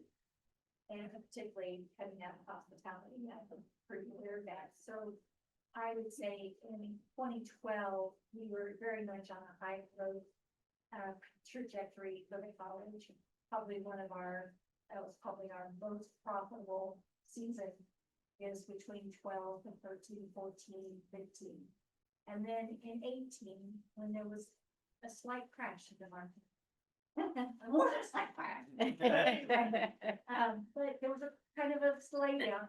We started really kind of then making that decline. And those carried through 2020 when COVID and all of that went into effect. So typically, the rise and decline is a 7-year cycle. In a lot of companies, a lot of businesses, a lot of trends are in a 7-year cycle. You look at Boeing, and when they have layoffs, they usually are every 7 to 8 years because of the rise and declines. So of the cycle. So I would say we're in year 4 of the 7-year cycle. And so we are still recovering from the letdown of the year 18 and through 20 when things were really unfortunate and slid way back. So I believe we're in year 4 of the cycle of improvement. Can I say something? Yeah. I love that analysis. I think it's spot on, and I think everything you're saying makes total sense. I come from a social media background, and the thing that coincided with what you're talking about is the creation of social media in 2016, 2017, 2018 is YouTube and all of those things taking off. So I guess that's my big concern on the 7-year cycle thing is in all the history that we've ever had, we've never had COVID. The first COVID we've ever had. What's it going to do to that cycle? And then you've also got the internet and the monster it has become, not just in terms of how it impacts kids and their mental health and all that, but the ability for people to learn online and do different things that they never had before. So I think that's why you have to be real cautious about those trends because we've had a disruption, the likes of which we've never seen. That is true. And during those cycles, I'll just conclude my. Sorry, I didn't mean to interrupt No, your I thought, but appreciate I was that, like, but you're exactly right. yeah. There have been so many, I don't know if I call them revolutions or evolutions, but in how we see and how we respond. But we did respond to each of those categorical events, whether it's the rise of social media or the rise of COVID and those type of catastrophic events. But as you're coming out of them, you're continuing to make those adjustments. And I feel like that's when your timing is critical to either hold you above, if you're going in the proper growth trajectory, or it's gonna help you climb further. So. Yeah. Thank you, Shelley. And I'm gonna come back to what Kim said in just 1 second, but Shelby, I'll be contrarian as well. go for it. I see us, it's been literally, except for the last 2 years, like the 13-year decline, just like 185,000 credit hours to 125. I think when we hit that zenith, we weren't looking at what do we need to be doing now. It was expand, expand, expand. And I think we bought too much and planned too big for what the market did and we missed. And then on the downward trajectory, I've seen nothing but just like shotgun ideas of like Adobe Creative Campus, this and that. Construction, we were told construction, the demand of industry, we got to do it. We got 20 kids in it now. And we've tried all of these things to try to get the uptick, and it hasn't been as focused on what our core is versus trying, and all the other schools are doing the same thing at the same time with a dwindling number of students that are even bothered to go to college now. So we're all competing for smaller and smaller market shares. So I think maybe our business doesn't need to stay this big going up and up and up. If we could stay this big and stay where we are as our core, and then if things do change in the future and community colleges do have a turnaround, which I'm not sure they will, we'd be able to grow from there. So I see us down and then a bump up, and I think the future doesn't look great for 18, 19 community colleges in Kansas to all continue to look like they are with just rosy skies. Okay. So we've continued on this downward trajectory, tried different things, but you're similar to Kim of the whole thing is kind of changing. The whole situation is I mean, maybe we just bought changing. a $35,000 Bobcat. 10 kids that can use it, so I know we had the money, you know, state funded and all that, but it's not gonna see the use, whereas we could have left the money alone or found some other way that might benefit. Encouraging. Or bought a used one. Bought your husband's. It's like went on sale today. I still, I would like the board to allow the college to use the Bobcat and not just the construction program, because it would Okay. benefit higher like rate. Yeah. Okay, good. So from a high level, I think that's appreciate your perspective there. Dave, what about you? Well, I kind of think we're at a crossroads and I think we need to look at whether we're going to buy the snowplow or whether we're going to continue mowing. But I also think that we can create opportunities to attract that. There are always going to be positions that require academic excellence. Whether professional, whether lawyers, doctors, dentists, teachers, they're going to require accountants, they're going to require the 4-year degree and beyond. Physical therapy, healthcare, whatever, you just pick it. But I also think that we have a great number of kids who are entering the workforce now, but will realize that in order to succeed or to grow, they may need to, and it may not be a lot of classes, but they may need to take classes or train themselves technically in a specific field to improve in whatever profession they choose to do. Sure. But I also think that we also need to look at building to grow. I mean, a cattle herd, you can grow a cattle herd by adding a few more calves and, not do it all at once, but look to build to grow and to attract. Sure. Okay, so we're really at this crossroads of what's this next growth look like? In what area is it going to be focused and how do we invest in it? Which again, I think it's not saying how do we right size or how do we spend the right money, but it's also, let's not just cut ourselves to success. Where do we cut? And maybe, which is what Shelby's talking about, but where do we also invest in the right things? Right. One thing I failed to Yes. mention too, the 4-year colleges are looking to provide 2-year degrees. We're trying to provide 4-year degrees, and then we're all gonna meet in the middle with some 3-year degrees. And it's still everybody just trying to get this dwindling pool of students. Yeah. If the pie is shrinking, everyone's trying to expand a little bit to get more of that. So, again, one of the realities we're trying to deal with. So we'll come back to what do we do with that? Aaron? I agree with Dr. Omen. I think we're just starting to uptick. I think the vision of our new president is, has given me a lot of confidence in the direction. Okay, great. Dr. Dean? I feel like we're right at the crossroads, the bottom of the top S, the bottom of the second S. We could go down or we could go up, and I think a lot of that depends on how we position ourselves. And what I mean by that is, from my perspective, which is outside coming in, I don't see us necessarily positioned right now to be able to be nimble enough to move in the direction we need to move to go up, or, if we don't change, it just the weight of what we have could potentially drive it down. I think we have all the upside in the world, Yeah. To be able to move, but I think we have to look at our internal structure, which I feel like a lot of this is going to give us some direction to make ourselves and put ourselves in a position with where we are, what our data says, who we are right now. I don't think we have a clear vision internally really of who we are. I mean, it's like what you said, some are still back on that other S curve and others are over here on this side.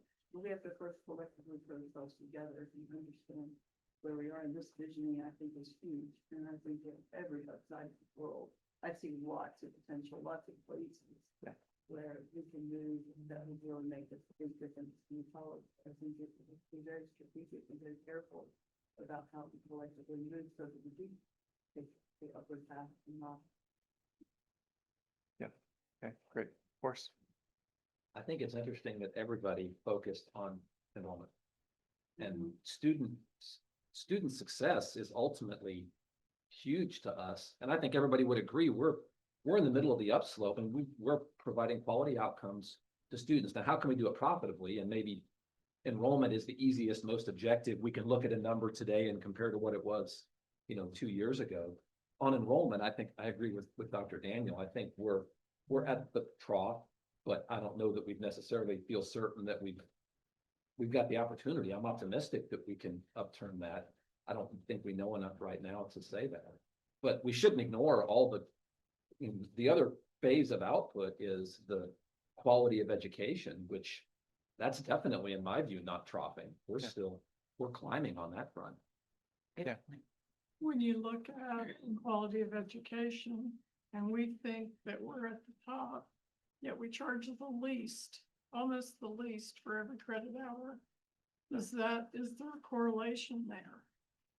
If we know there's gonna be less students, then we think that our ROI needs to be better. When it comes to classes and class efficiency, are we getting the return? We have the classes we need? And are our instructors performing, not in the classroom, but are they doing the right amount of work for the compensation they receive? All those things can change, and we could have a lot lower enrollment and still be on the uptick if we're doing the other side of it. But I feel good about that we're providing a good outcome for the student. It's just, I don't know if we can continue to afford to do it the way we do. Sure. No disagreement. I think a little bit of our branding currently of, hey, kids, we're a real college and we're really affordable. And you get marketed to so much. Why are you telling me you're a real college? It throws some people off. Instead of marketing to our strengths, or this is what we're best at, and be your personal butler and do the best we can. It's like, hey, we're real. So I think a little bit of our marketing might be misleading to our branding. It's not speaking to the excellence. Sure. And Jennifer,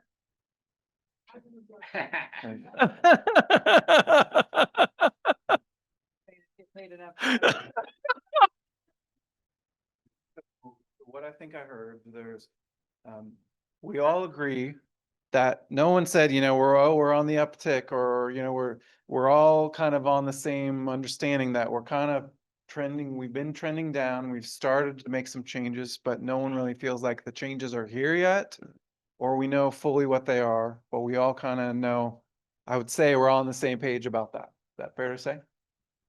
And I would also say that there's internally thinking, everyone kind of said there's probably some things we could do differently, right? As far as the way we operate or our cost structure or different things. I don't think anyone would disagree.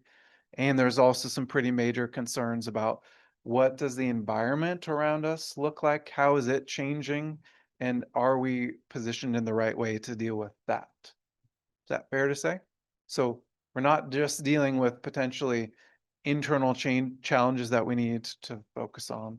We're also thinking about, are we even positioned the right for the marketplace moving forward? Which I'll end with this before we hit dinner. Kim brought up Blockbuster. I think this is a really great example here. They grew, they scaled, they had thousands and thousands of stores, right? If you ask them, how are we positioned today? They would look internally and they would say, we're doing awesome, right? We've got a store in every mile or whatever, thousands and thousands of stores. What they were not prepared for was the external market changes, right? And so if you look at their board minutes from 2009, I think they had the opportunity to purchase Netflix for like $1 million, like hardly anything. And it says in the board notes that we do not feel like digital streaming poses a threat to our business model, right? So they had it dialed in internally. They just didn't have the external understanding of the changes going on around them. Part of the paradox here for you all is that you have both internal things that we probably need to be working on, as well as external market changes that we need to be dealing with. So after dinner, we're going to dive into small groups and we're going to start to think about how are we positioned? What does the future potentially look like, both internally and externally? And then we're going to end the night by prioritizing those as we come together. But logistically, it's 5:40. Assume dinner's ready? Okay. So if we take, say, a 20-minute dinner, if you're not finished by then we can keep doing some working dinner, but I want us to keep kind of rolling so we don't take all of your night. So let's take a 20-minute break, come back at 6 o'clock, and then I'll give you instructions to break into groups. Does that work? Any other logistical things? So those are the first two. How are we positioned today? Top 4 to 6 things. Okay, then on the opportunities. These are things when we're thinking about the future. What are the things that we could potentially do, add, do differently? And I want you to split these into 2. Internal and external facing. Okay, so opportunities, just listing something as an opportunity doesn't mean we're going to do it, but it means this is something that's out there that we should consider as maybe, again, the snowplow or, the different options. What are the things we could be thinking about? Many times, the opposite of a weakness would become an internal opportunity. Oh, we could fix this or whatever. You don't need to necessarily double count them. But when you think about, because we had talked about in the S-curve discussion, there's some things internally that we probably need to look at and do differently. There's also some things we need to think about externally as how we address that. So I want you to brainstorm these. You might have a few more than 4 to 6, but I don't want a list of 20. I want a list of kind of the top things that we feel like. Okay. And then the last one are threats. These are typically externally facing, but these are the things when we think about the future, the risks that we may have, the things that might happen. These we are not necessarily in control of, but they're things we need to be aware of and maybe potentially think about how do we address them. So for instance, the enrollment cliff, that's probably a threat that we need to be aware of. That could be pretty impactful. So we're going to go away. Each group is going to have basically 5 categories. You're going to brainstorm 30,000 foot view, high level, key strengths, key weaknesses, key internal opportunities we could have, key external opportunities, and threats or risks that we might have here. So your group's going to have time to go through those. I want you to come back with those written down.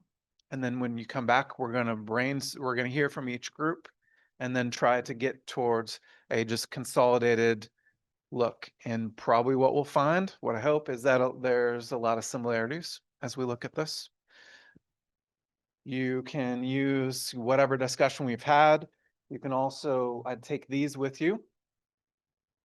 In the front of at least the stakeholder surveys, there's already kind of a summarized SWOT based on some of those.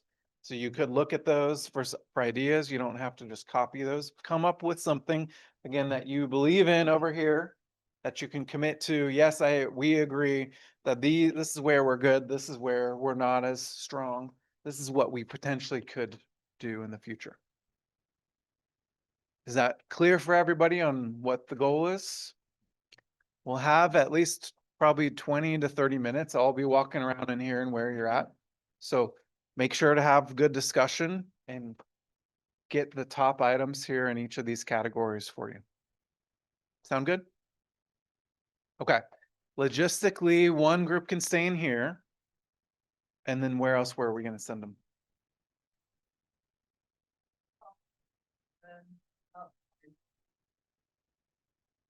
Okay, so here are the groups. And these are purposely put together, a mix of trustees and executives, okay? Dr. Daniel, Shelby, Barry, Bill. Forrest, Kim, Kent, Jessica. Aaron, Mary Martha, Tom, Aiden. And fourth is Dave, Linda, Christina, and Shelley. Everyone know their group? So 4 groups, 4 of you in each group. Okay, so figure out who's gonna be your note taker. I'm gonna give you one of these things that you can take. Okay. Let's go. Oh,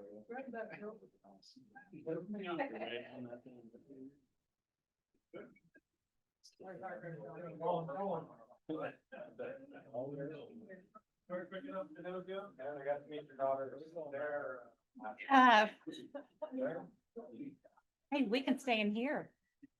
No, but maybe. Linda, whose group are you in? And Martha, where are we going? Right here? Well, Christina, where are we going? And Shelley? We're talking about that right now. It's gonna be in the conference room. Okay. Christina, If yes, you ma'am. understand here, then I'm not gonna- Should we Rochambeau? Should we flip? Yep. No, rock, paper, scissors. Oh. Who's the other group? Hi, Mary Martha. Yes.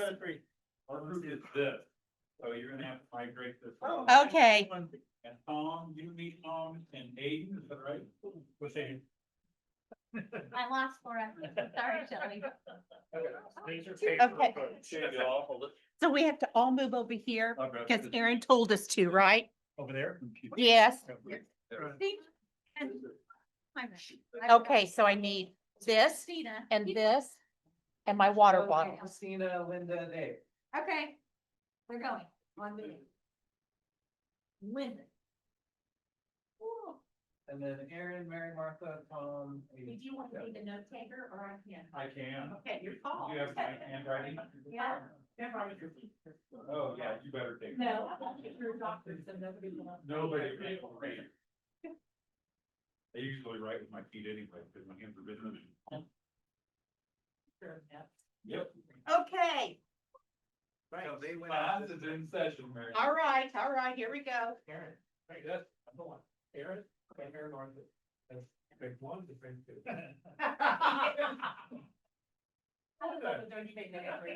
Let's put all 4 of our names with them. Okay,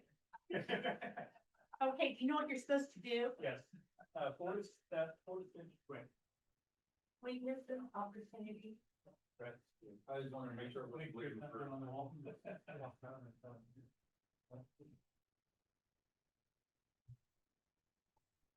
So, I would think long tradition. That's the tradition, so. How many years? Longevity, longevity. Longevity, very good. We're gonna have this mocked up. We will. Oh, yeah, what if I misspell? Everybody's gonna mock me. absolutely, In 4th grade. absolutely. I would think for a price. Pushing. Which most of the value, yeah. Value. They're famous with. Affordability. Thank you. That's the one we have. Yeah, I know. Like that, I'm just you know, concerned. everything. Affordability. The value was so much easier to spell. But I like value. I think value is a better term. So that's the quality of with quality education, that is like. There's a lot of PhDs, a lot of really good people. Advertise that, how many of our faculty, staff, the doctors, have their doctors. I think that's all. Yeah. And the fact that you're not being taught by graduates. If she, right, so how do we, yes, I'm sorry. That's what you're getting. Oh, no question. I didn't, is it quality of education or quality of educators? Educators, yeah. I think that, at least in the reasonable market, distinguish the people that experience the other are also often say, I didn't, not my coach, but they're my coach.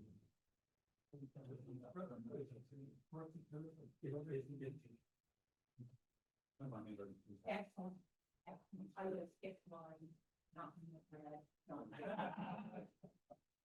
Okay, now what?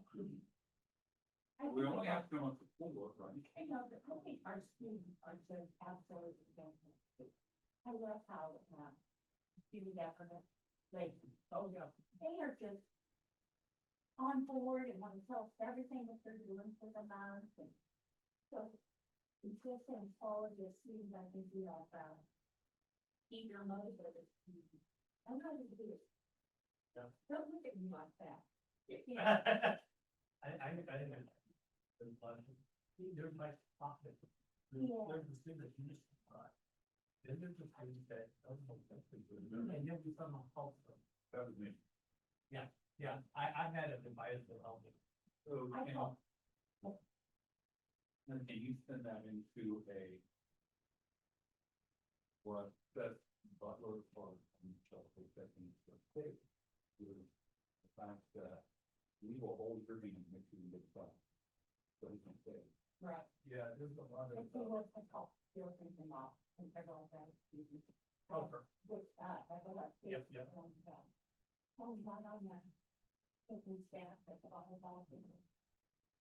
So kind, more, yes, no, I don't want to, no.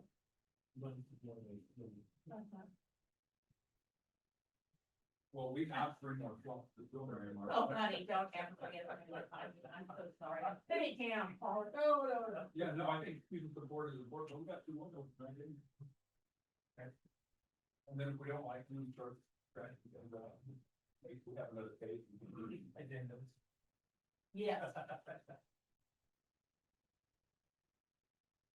You know, this program is not called the word in the place and kind of on these tagline right now. Kind of put all that all together. Yes. About the whole thing fine. Now, every campus will say, let's do that. But they think that you want to look at, you know, I think that, you know, so they. I think another one, our school system, our basic through 12. Butler goes in there, basketball blazer, middle school, school. Engage those, you guys trying to engage those. Engage, I think that's also a, also pieces, and it's really not, I think it's not together. Okay, yeah. we have opportunities to. Engaging. I don't know that people know all of them. I don't need that. We need that practice, you know. Oh, absolutely.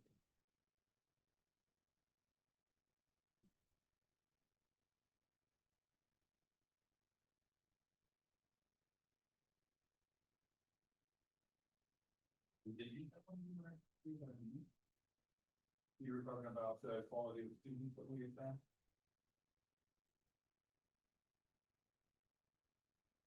Think so. You take the money, they put care of themselves.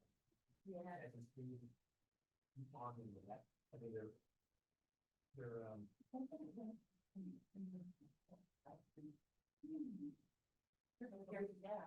In the top part, this, there's always a case that no matter what you do, but. There's the bottom. And there's that next group that don't know exactly what they want to do, that part, and then there's the bottom that, no matter what you do. You can really kind of go around this path. So how do we help that move in the middle, find those paths? They can, that takes a lot of time, that takes commitment. And I think that's kind of what our advisors, instructors, and really went to the full organization, what they learned. And then they pass that on to the board. I don't ever hear this video, I was really, I was, but I don't hear that often. Correct. Yeah, it's more about, wow, it was helpful.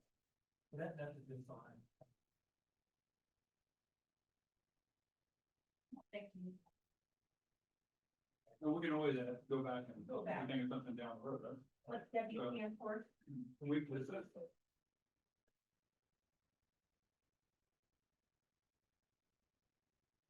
We'll get that. Okay, and then the opportunities for internal and external, isn't that? Lack of a grant. Right. And hopefully we'll have one.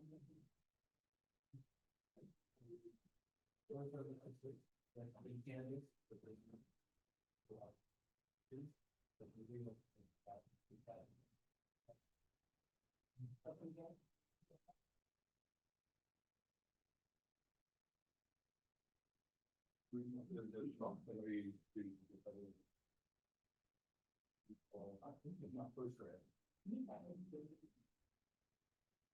I would say this, yes. So that is the. Yeah, Maybe they get come- comfortable. maybe they come down the- it's important practice, yeah. The engagement is, Oh. I see what you're saying. yeah, that means, yeah. We don't brag about ourselves. The campus. WSU extra brag. We laugh because there's very good market, They don't hurt so they're not, it's so good. Yeah. And when you figure out, what do you know?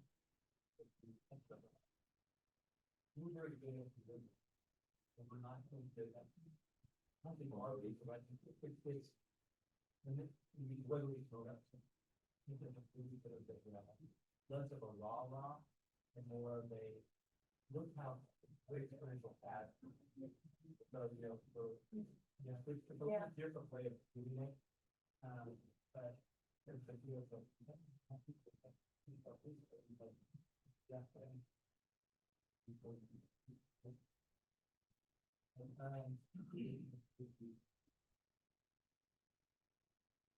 The lack of self-promotion. We want that. Yes. Which we found this nowadays that we do the boards of college, find ways to do that. Externally, so instead of county education, talking about some possible public relations diseases. Yeah, a lot of people don't feel that, I don't think that's. And that's, that's what it is.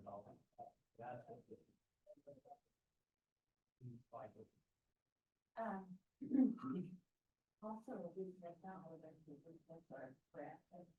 It was so cool. We thought of this for this now often. It's just. Everybody has to get into different ponds. Yeah. Well, all right. this- I can correct, yeah. Yeah, That's correct. correct. Anybody got to wait for it? 2 year and 4 years of training off their body. Number- 4 year Conference, you would do. and vice versa. Oh, man, I know. Oh, my gosh.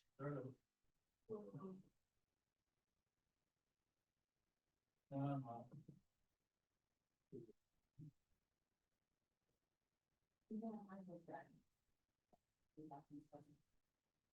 You asked me, I knew, let's tell her I go. And those things started softening. 3 hours travel into 4. So I kept it that. Which was very easy. Because well, people take stuff for 3 years, credit, you know, but they did that because it was evil. Next thing is research. People think that we should stop talking. I was in college and stopped doing that.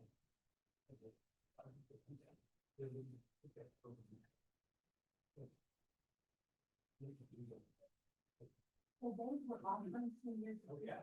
Okay. They're big ones, for them, they have to teach them, not to, populate the planet. They such trafficking. Not even understand. Yeah, out of that. Yeah. So tell me, if we were right for this, about, so, think about the study. So, this, we know what happened with, the current, now that, the passenger, division. Like, so we never had this brain, but kind of the ability of different share what the state board wants to do. Is that a weakness? Is that a threat? Because I mean, if one will stay static, they're gonna change at some point, but what is that? So, certainly.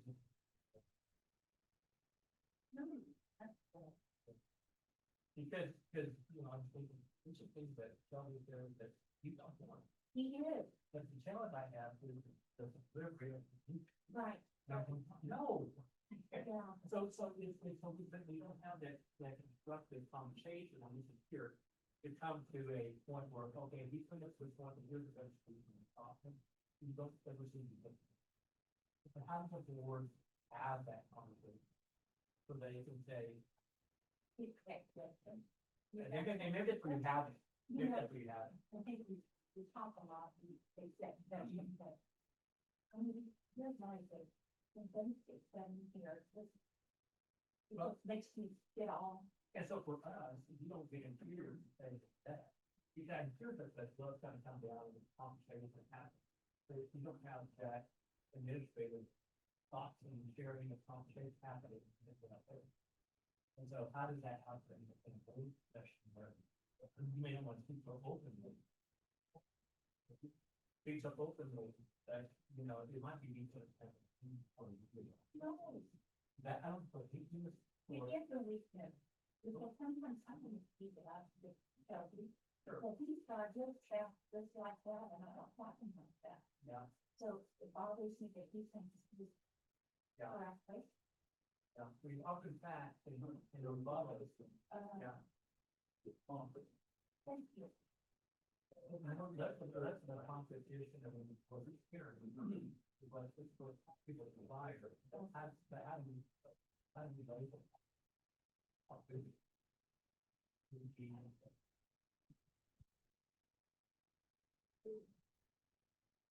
Daniel.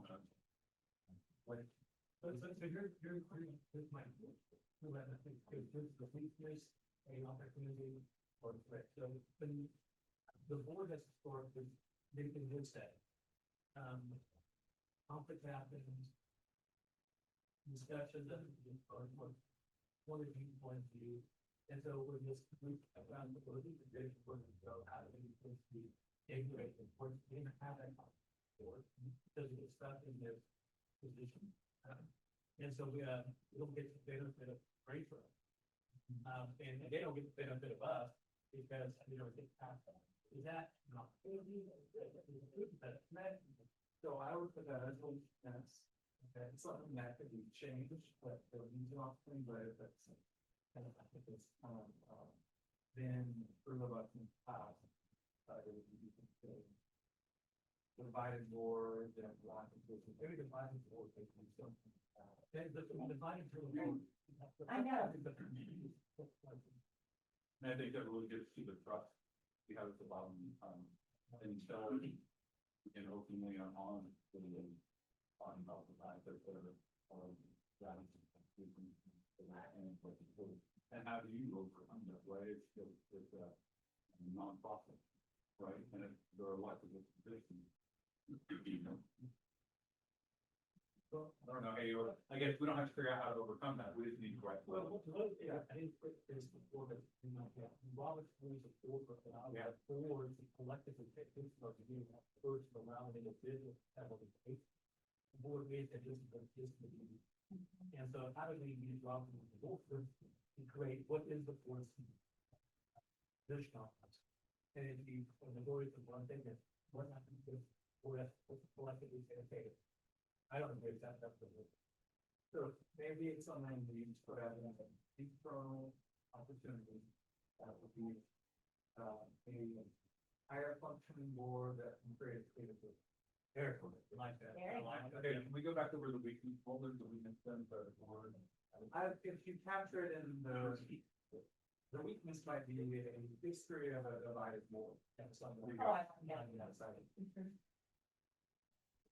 And then the auxiliary is to that, well, create a high functioning board. that can be good. That's talented. Okay, so, I'm sorry, this is an internal opportunity and what we decided, what we decided, What I said is create a high functioning board. You know, and said, a high functioning board that.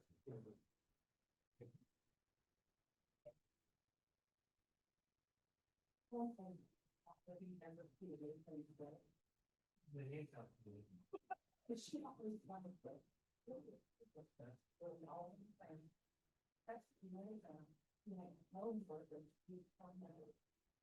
That was, it was a great game on Saturday, they unlocked volleyball, but quiet. And I really think that's good. I think that will be. It's going to be sure that. Well, I think it's possible, so you don't need, position for the country. You don't need that, but how do you get the kind of thing, take a second, you know, we are responsible, we can make it, we have to get the responsibility, but you can work on it. And that is staff, like this, kind of that. right, that's the thing, I mean, on the kind of trust until we get through that. Yeah. What happens if stuff, I think that's kind of good. Well, I think that is not, I mean, how is that? I don't think I'm saying that, correct. Because if we had lied to his brother, and in that too, they're both for it, how do the rest of the people, that's why you, I mean, you order to kind of great, it's not the very market share. It's they can start to give, but how does the care begin to okay, you all have to vote, and then either raise or you don't, you want. And that's what's happening for them, but I'm just sort of, and I see this kind of back. Over 30 days, with a thousand dollars, okay, call questions. And you call questions, I used that in my first or second word, and then it's very like stop and listen. No, use it, and call questions, get the. I'm sorry, I'm stuck on this internal high functioning board. Was there something else you wanted to add to that, or is that, can we explain that? I think the board. Build a vision. With the vision. Or with the, well, with the vision of the field. How about the question that's on it, then with Dan? There you go, right, And we're gonna put an I next to that, right, that's an internal.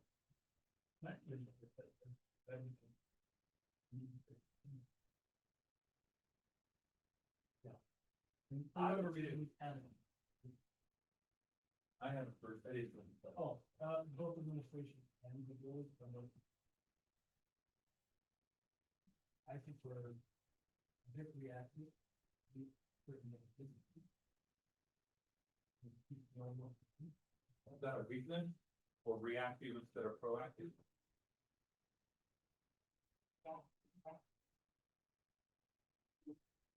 Quickly, I see that. Awards and opportunities. Yeah. Example. Well, so like you're discussing about, well, what's our vision? What type of program?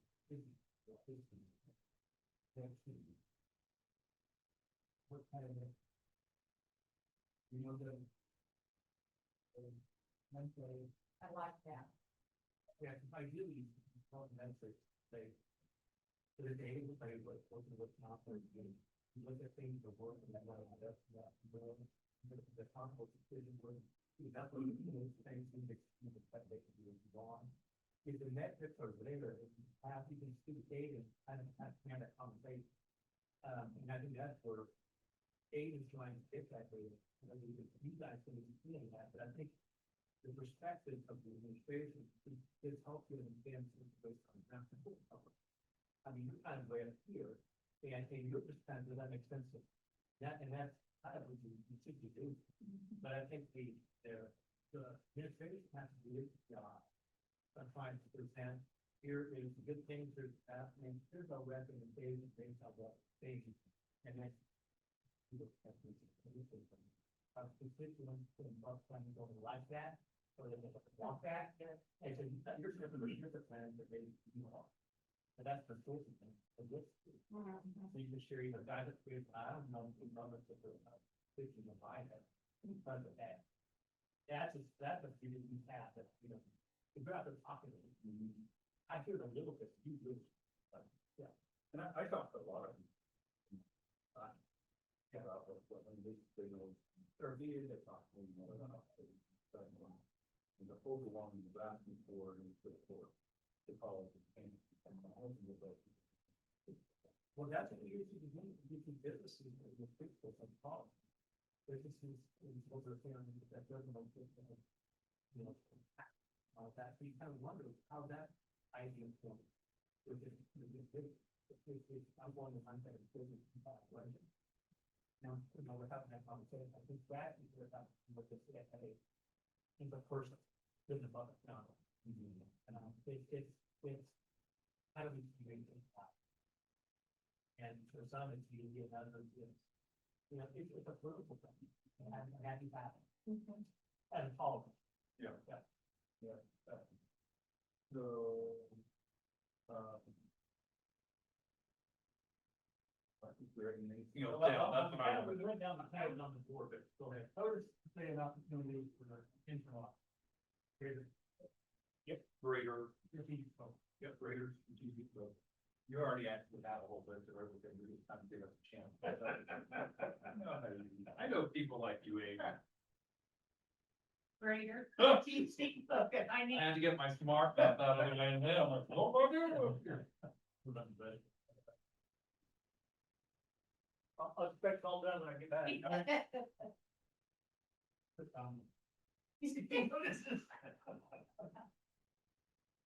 Greater strategic focus with the board, internal and external. Administration. Board and administration. Well, that's funny. You know me way too well. And I love. What am I doing?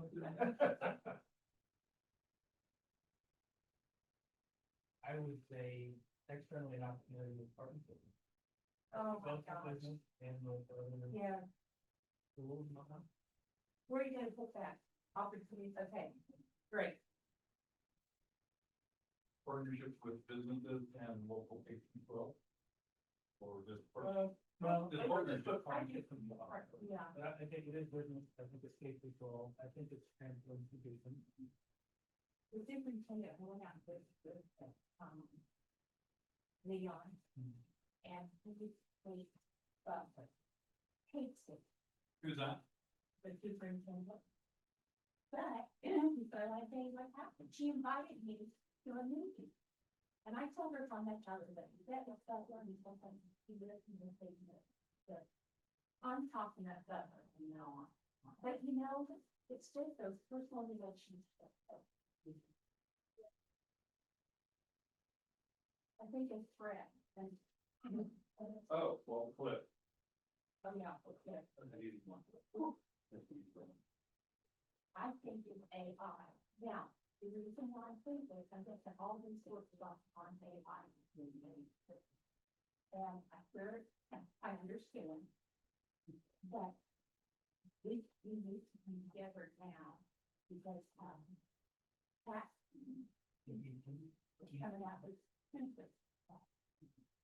And he said, we then get people on board in the college to talk about what caused them to transfer that knowledge without talking, without as plagiarizing. But I guess I have to say that the old experience that I was in a hurry, and so I was, AI to use one paper and the other paper, and he said, I fixed it when they lost me with the presentation, and it said, and this college has now developed a new program to help fight cancer. We didn't. So we're gonna go back. I mean, it's not always true. Right, I use it quite a bit Uh-huh. in writing letters to petitions. Sure. Absolutely, it's not to be all in all. It's, so I think it's, but it's also an opportunity. Yeah. Right? Yeah. So maybe Yeah. we should do that. I think the AI threat is the ethics behind. the Yes, use the of it. ethics, that's it. Yeah, that's the challenge. The ability to improve your life, your life. Uh-huh. As an opportunity. That's Yeah. all Yeah. that- Yes. Now, what would we put the infamous constitution or not? Are we doing internal and external? Yes, Dr. Dan was talking about how we begin to. So if I'm a student at Butler, I should have a class on AI. As you use it, I think so unique here, we just have to know the proper way to use it. It's so new that I don't think it's a class, I thought it was really exposed it. And then I don't teach a lot. Oh, we're going crazy. Yeah, If they're just cheap, right, and left. and that's my wife said, she was like, I understand the program that it's up. Yeah. Oh, yeah, oh, yeah. And it, I mean, she did really expect it. She said they just don't know how to use it. And, but I told her it's that's easier. You know, you can't sit and stuff to do with the house. If you were crunching on time. I don't think to go and look up whatever and copy it out of it. That's kind of what the tool is. It's a source of information. Nice, compact, not solid. At least, you know, for one hour. Yeah. You might think that's a good idea. Right, right. But it's gonna cost you, I think, also, it's gonna cost you to the board.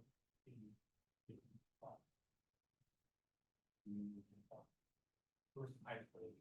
The third time that they. Yeah.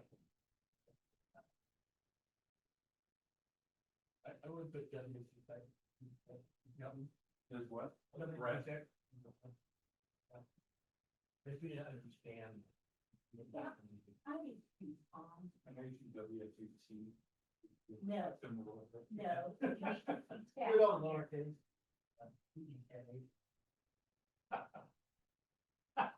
This is my handwriting. Back to me. But I think we didn't understand our compensation. Understand and find out what's going on. We don't just keep on. You know, that somebody that's signed and watch our board. Really. Okay.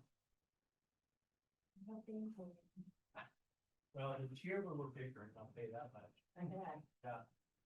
But they're, yeah, so they want to know what our challenges are. Okay, well, yes, I'm so sorry. That was me. Yeah. Local ball. well, yeah, that is a, You call it, but. I can, yeah, yeah, Work and work. yeah, yeah. Threats are always internal opportunities, but. Correct. Yeah, how do we actually state all of this? Oh, state, local. State and local, yeah, both, because I'm state county will take the players. Because, you know, I know that government, that one, is really good. I've heard of it. Oh, yeah. It's probably even. It's, you want one? Okay. Andy, Ben? I'm taking them from Jennifer's desk, but. Oh. Yeah, that's good. Yeah, because on the local level, it's going to be a taking over and goal. There's no money. Yeah. Oh, that's the only thing, money. Oh, that takes quite a bit. They're gonna put in hate to keep us in the background and we control. But it also gives, potential, probably going to way, but then I'm going about the point of the number. Give you the time to do it, so that you can pull up and use the data from the government. And I think again, but the impact on people. Thank you. So that the impact of these claims is relevant. And so, but that issue of the mill levy has been a bit of a, so I would say a weapon to ban a, position. Would, maybe about 5 more minutes? Never asked that. Quickly, all time to become a community college. and they now give them 3.5% of the budget. If they do not meet their enrollment, then a community college has to pass their constituents. Second year of it, and it's what the city did. But I'm interested in seeing.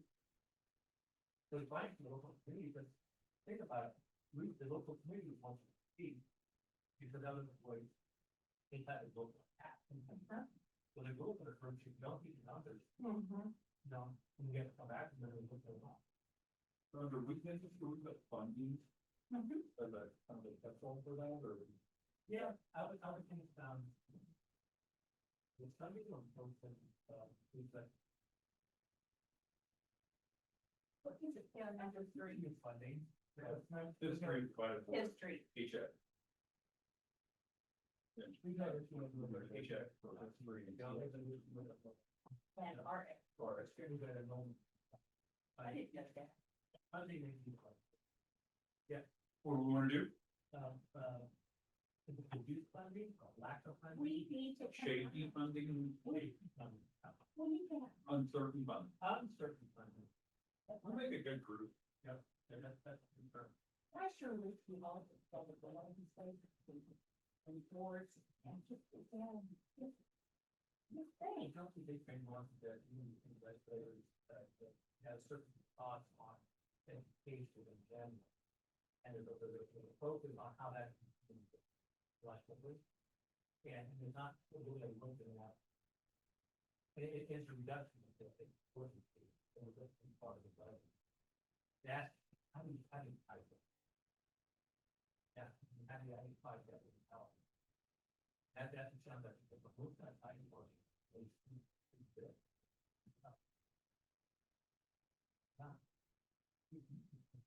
When you people want the policy, part of the plan to affect the program. Look at that. That's very good. I don't know. I think part of that is improvement. I think kids are able to rely longer and for longer. And the ones they have their own don't care about. They don't care about dating, they don't care about procreating, they don't care about what the latest TikTok trend. I do think that's what it's called. Even with one of the things that I thought. We have at least 4, right? Yeah. Yeah.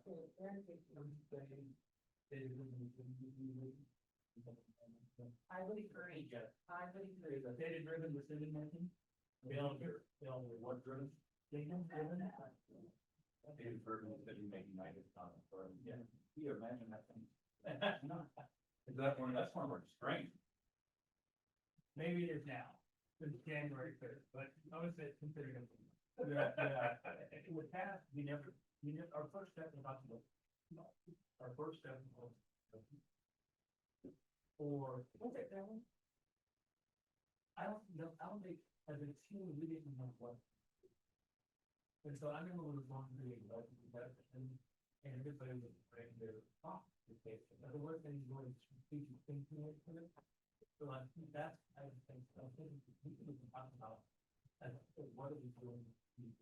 That's easy to do, versus, it's not very nice. And any of the worst person. So we can take that on. How long have you been this one? Is it really? We've been here a long time.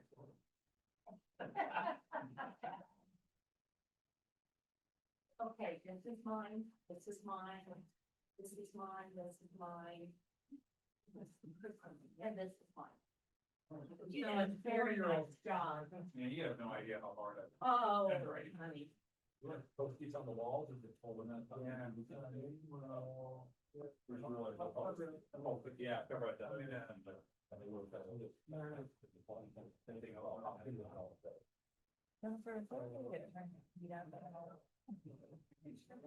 I figured it'll work. Put around it, hold it for easy, yeah. Yeah, I wouldn't go much. No. Think I would learn one of these days, but I'm like, I'm in a long sleep, surely I'll. Thank you. Thanks. I try to get ones that are unique, because I don't like them to look like everybody else's. All right, we'll start in like Kind of a 3 bad minutes. picture. Okay. Yeah, exactly.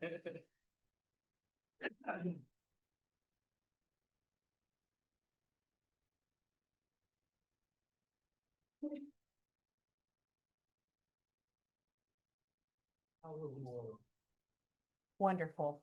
Did you eat good? Very good. Yeah. I went to every day, I workshop there. Yeah. I've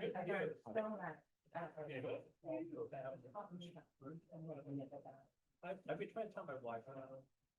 She didn't she didn't like AI either. Oh, absolutely. Like they machine on the. Yeah. But. Bill has the best penmanship, so.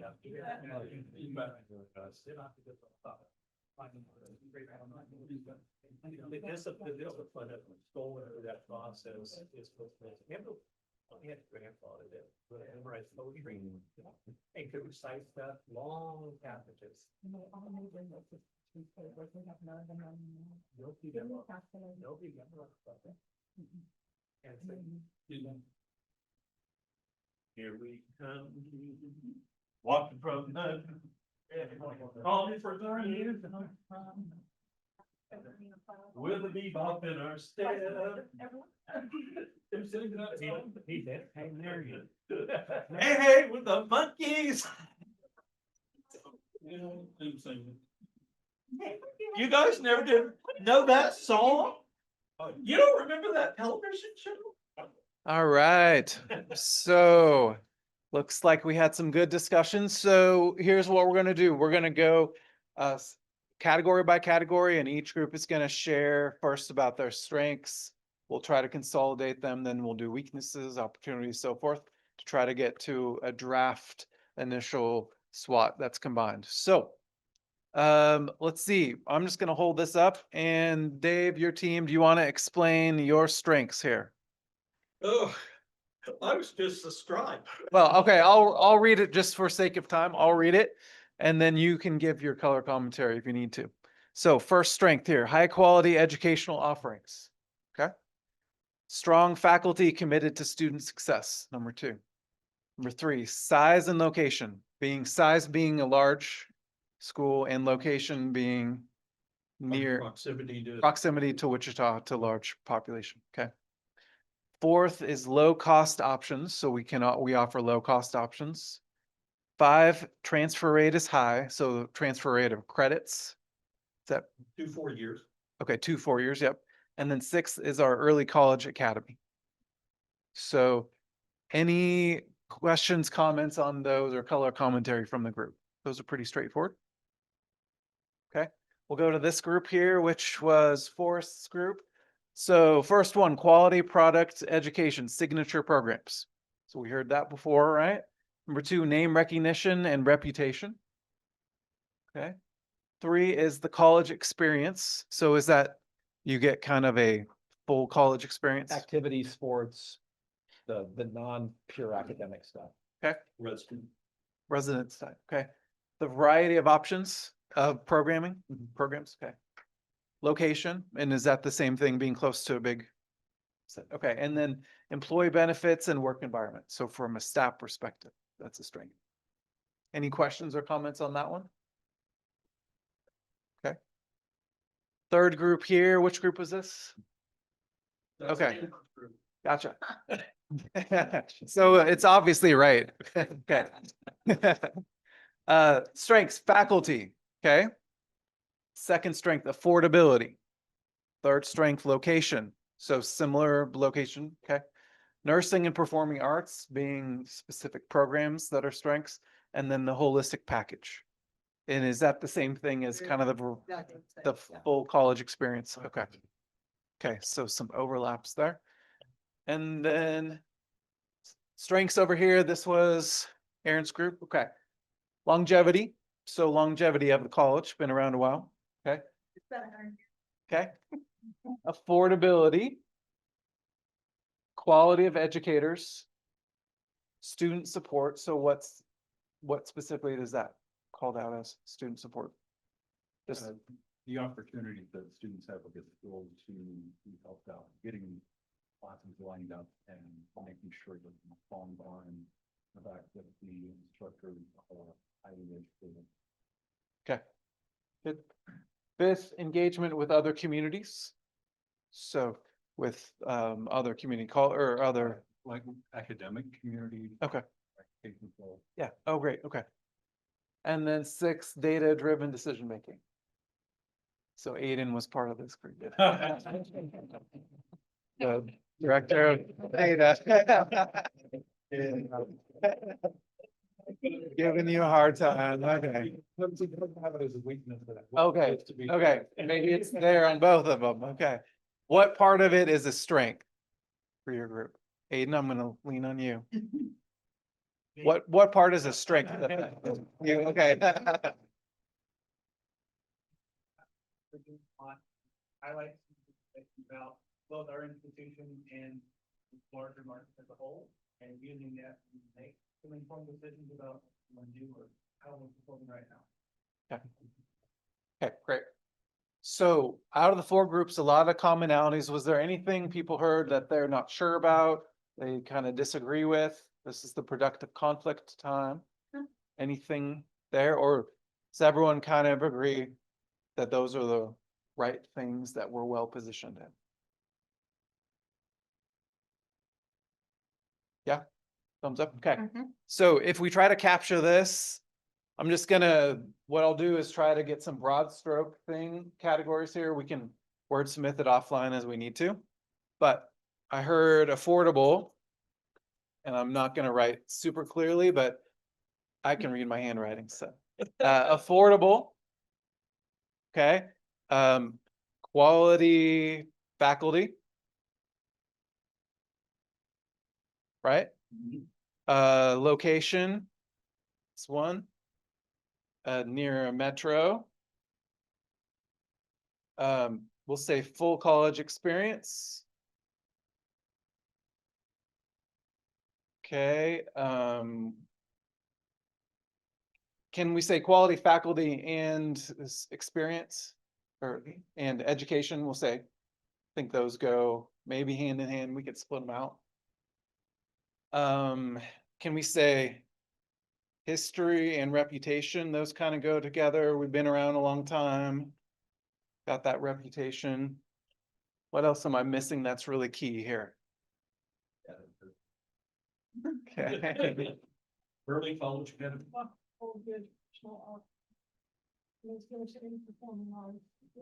Okay, and I lumped it in here. Maybe we do separate that out.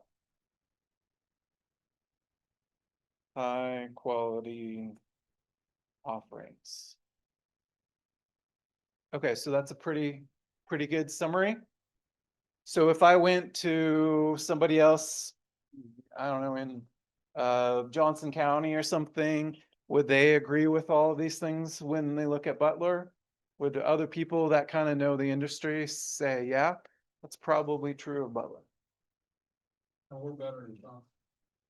Okay. They do have a bigger metro than you do. Yes, they do. But we have a better overall college experience. Okay, That's why we're the second largest, but first guy. okay. So some of these things are unique to us, right? It's not just us and Johnson are near metros or the combination of here and the full college experience. This is a pretty good unique list for us. Agree? For strengths, yeah. Okay. We're gonna come back to these in a little bit. Let's talk weaknesses. Okay, this group, location for employment. So we're just far enough away from the metro, maybe, to maybe make it a little bit more difficult. Okay. We're slow to react to change. That's some of it goes along with the history too. 100-year organizations sometimes can be hard to react. 3 is inability to budget for growth or rising cost. So we've talked about that. Things are rising. but our funding is not necessarily, and we're limited on the mill levy. And there's always questions of Yes, always questions. And then the fourth is enrollment process, removing process barriers. Talk to me about that. Kind of process heavy in most of our areas, and we're getting better about kind of making it easier and simpler for a student to enroll at Butler or do anything. Okay. But there still are a lot of processes that don't flow as well. That could be a thing. Okay. So maybe over our history, we've put a lot of process procedures in place that maybe aren't super nimble. Okay. Okay, let's go to this one. Weaknesses, not nimble, reactant. Okay. Reluctant to change. Okay, so that one's there. A finite number of revenue sources. So that's similar to this one too. Location. So the location, is that similar? We're just far enough away from? And yeah, the large population source not contributing to the tax issue as well. Ah, okay. So we're near that, but they're not contributing to it, to the revenue. Okay. College benefit is not evenly distributed across the county. So is that, it's mostly in El Dorado and Andover, but not throughout. Okay, so it's pockets of it. Okay. The number of programs and activities. So we have maybe a lot, Perhaps too many. I mean, but perhaps too many. Okay. manage, a lot to manage. Perceived ineffective communication. Between whom? We pulled those, I pulled those from the stakeholder surveys, and it Okay. varied depending on who you talk with. There was perceptions of poor communication from external stakeholders, and there was it ineffective communication was something from internal stakeholders. Okay. Um, Okay, so there's that coming from multiple people. And then perceived as not a rigorous education. Just the inherent stereotype of community college that it's Yeah. high school 2.0. Okay, any questions, comments on that? Okay. Weaknesses over here. CTE and serving local businesses and industry is a weakness.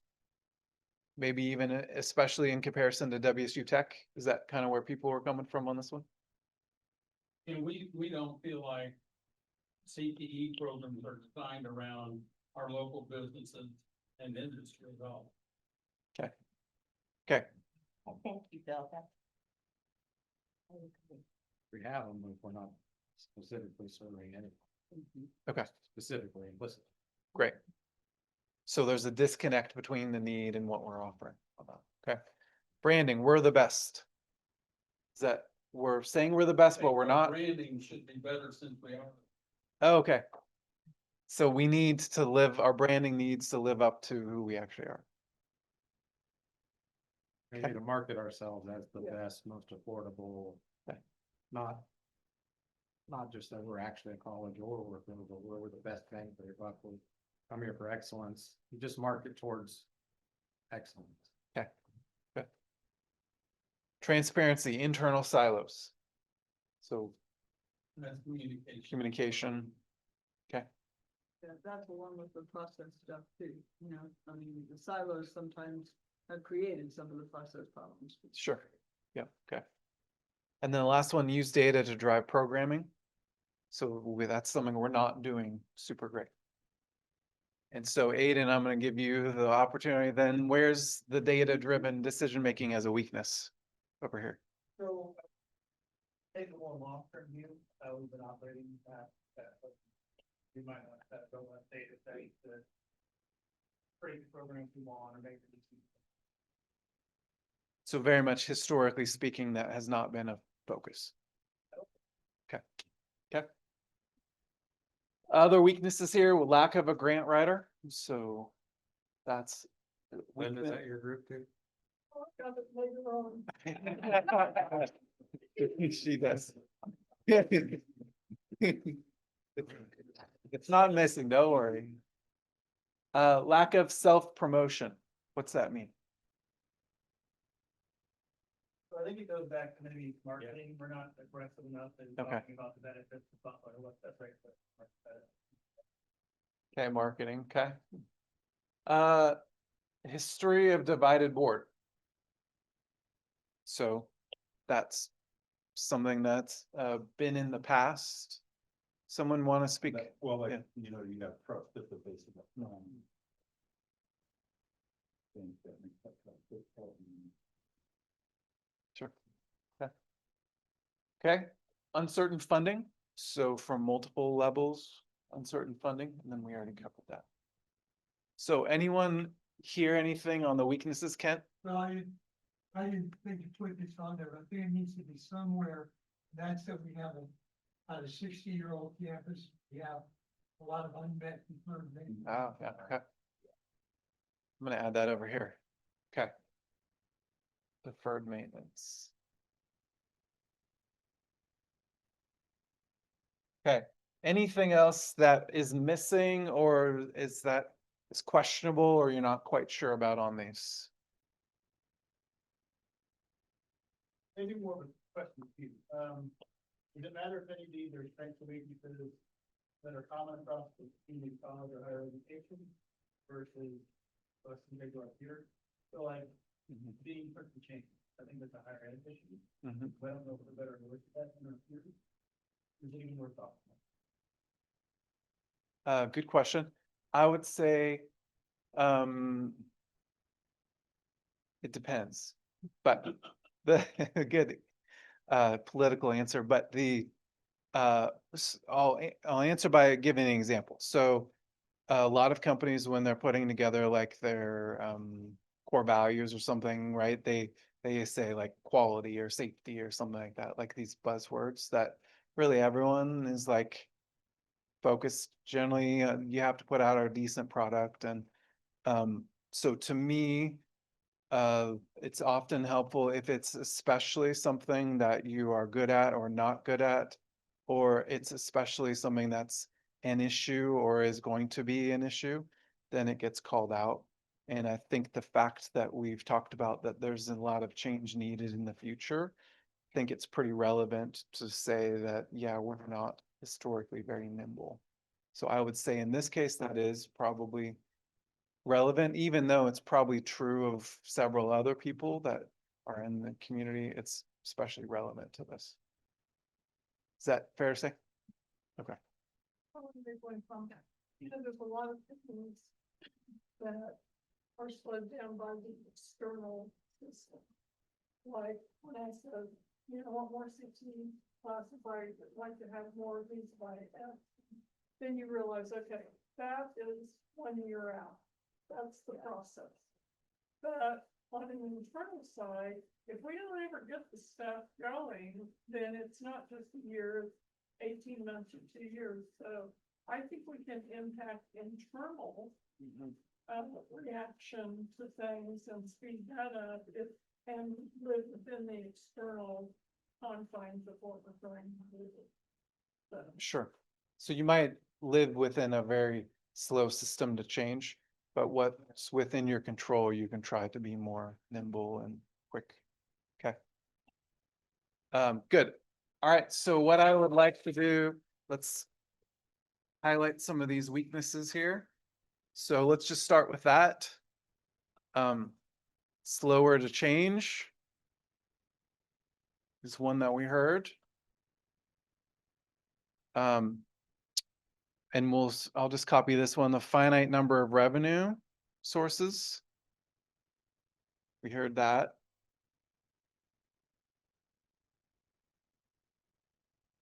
We'll say location, we heard, is just a little far. Or for employment, Yeah, for but close employees. for tax inequities Yes. and and And competition. yes. But close for inequity and competition. Okay. We'll say, let's see, lots of programs. We'll say Yep, Branding or marketing. I'll put internal silos and communication. And then we'll put branding. Marketing. Okay. Did we capture most everything? Of say it again? Internal. Okay. Internal process barriers. And we'll say disconnect between industry and programs. That capture most everything? I think it's pretty. Yeah, I agree. I Okay, agree with deferred that. I maintenance. think deferred maintenance. Add that in there, Get on okay. Such a huge monetary component to that.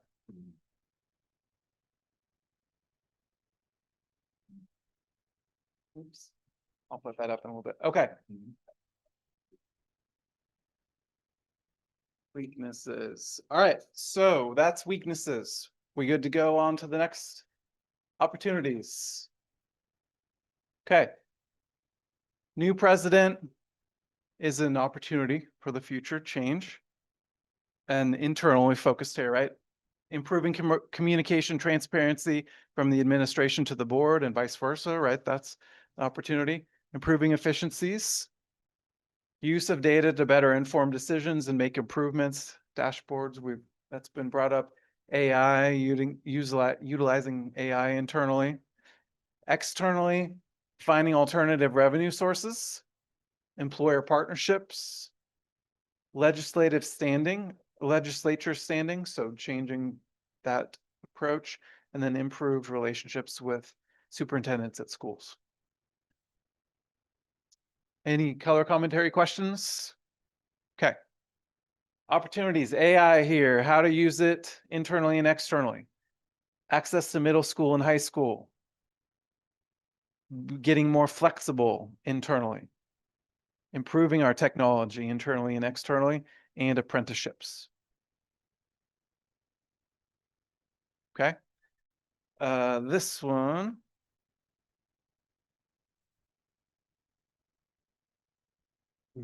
Sorry. All right. Hiring a grant writer. There it is. Number one, exclamation. Number two, develop more CTE certifications, programs, and partnerships. Workforce development opportunities. Offer more full programs online for Butler Online. Residence halls in El Dorado and Andover.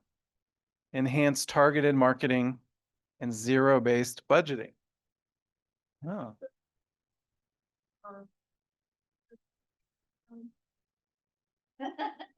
Okay, private sector. Okay.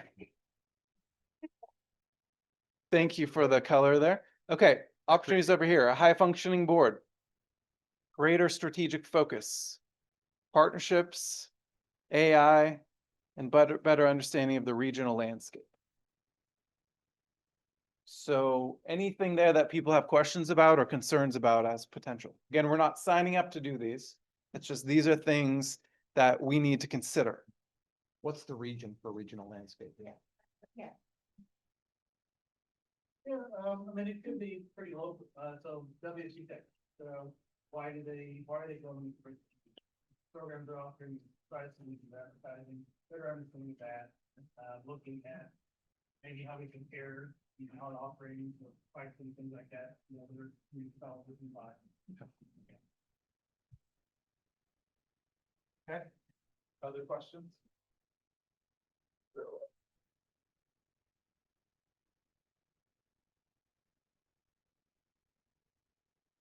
Okay, let's do threats then. All right, threats here. Community college, university Mission Creek. So that's other universities offering into the 2 year. Okay. That's a threat. Legislature's attitudes towards education. Where that the enrollment cliff is a threat. Rising costs and inflation, and resistance to change. Okay. Over here, we have WSU Tech, the competition, the enrollment cliff, the political environment that we've been talking about, and the declining perception of higher ed, especially from males. Okay. And then threats over here, competition, lack of state funding, being stuck in the past, the enrollment cliff, board policy is not community college friendly, federal uncertainty, attitude that college is not necessary, over there, lack of prepared leader, and AI. I'm not holding my mic. Where did I put that down? There it is. We don't say like. There it is, okay. And AI, okay. And then last over here, threats. Universities offering 2-year degrees, that came up. The enrollment cliff, AI ethics, WSU Tech competition, and state and local politics. So let me pull these together here for the threats. So what we heard was the state political environment. Is that a good way to say it? Also heard the enrollment cliff. Also heard competition in WSU Tech specifically. WSU Tech, and I'll call out 4-year universities. What else did we hear?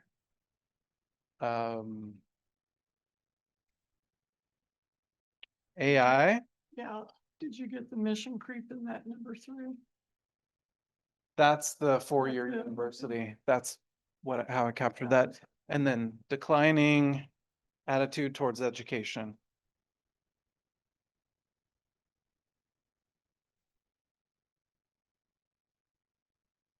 That capture most everything? Yep. On the threats?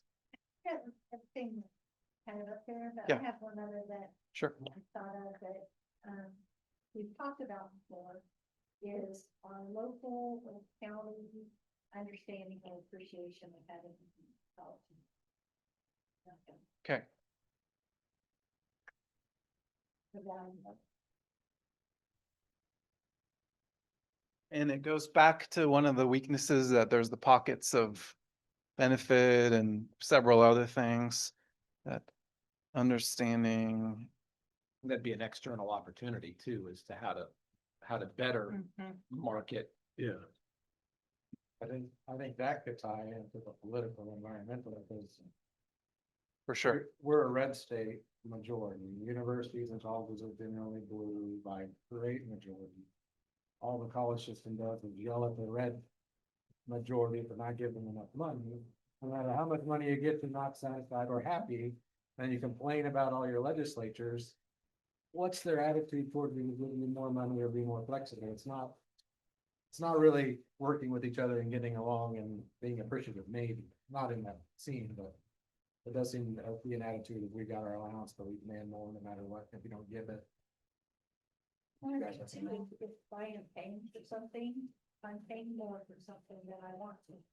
It might be a new car. As a taxpayer or whatever, didn't I understand the value of getting for that dollar?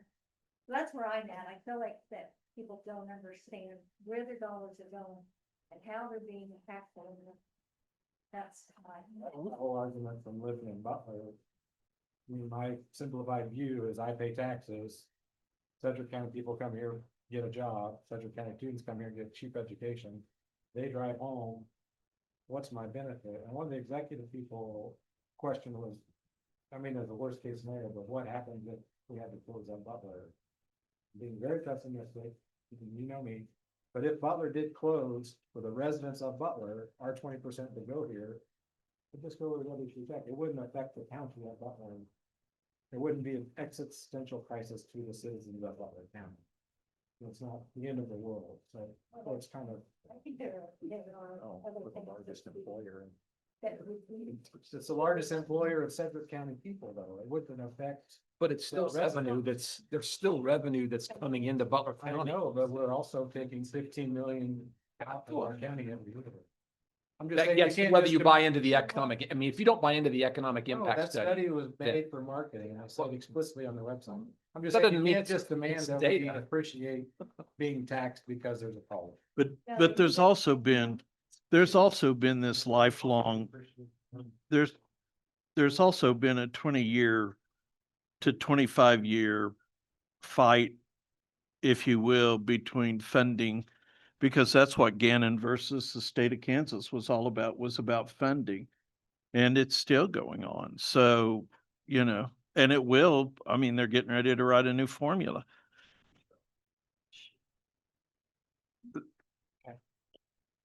I'll do a little different. So I think it's a good discussion on this, and I think it highlights there's the I was talking about the polarity of things, right? Between that you all have this tension of balancing, right? How do we benefit the community and the students, and how do we also make it sustainable? And so there's this tension that you're gonna have to figure out how do we live with.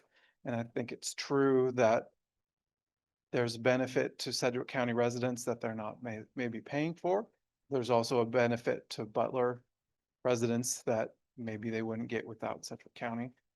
Both, I think, are true to the degree to which we want to, there's a lot of things we could do with that, right? But I think everyone can agree, I think hopefully, that both are true, right? There's probably some benefit to Sedgwick County for us and some benefit to them from us. So then the question is, what do we do with it? And that's what we're going to answer in the future, but now's the fun part. What I'm going to do, I gave you some dots. Everyone should have 8 dots. Okay, I put them on the floor here. So what I've got.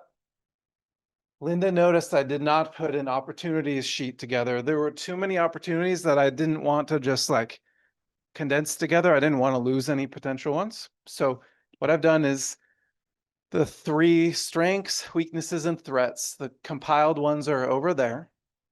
And then all of the opportunities sheets are over there. So some are mixed in with other ones. But you have 8 dots that you get to vote for the biggest priorities or concerns that you have. You could do, if you want, my recommendation is 2 votes per category. But if you really feel strongly and you want to put more on different ones, I'll leave that up to you.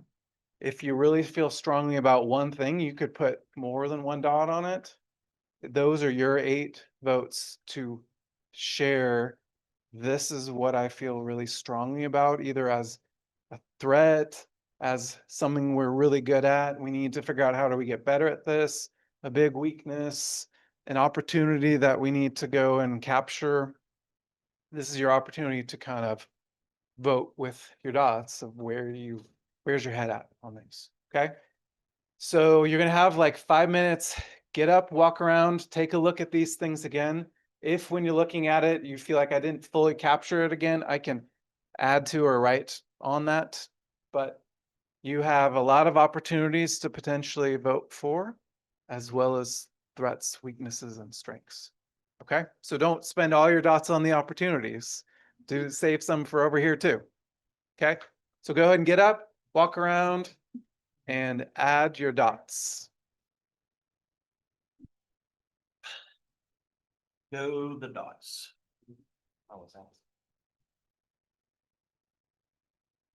You can't grab the dots. That's all that's it. Put all 8 there, Linda. Yeah,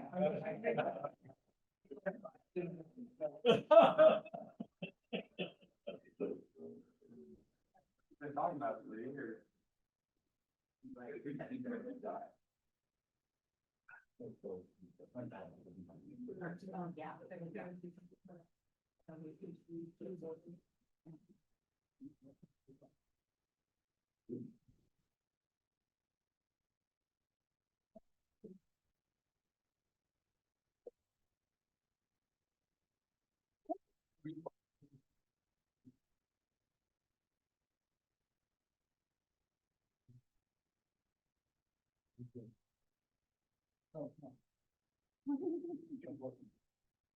Right.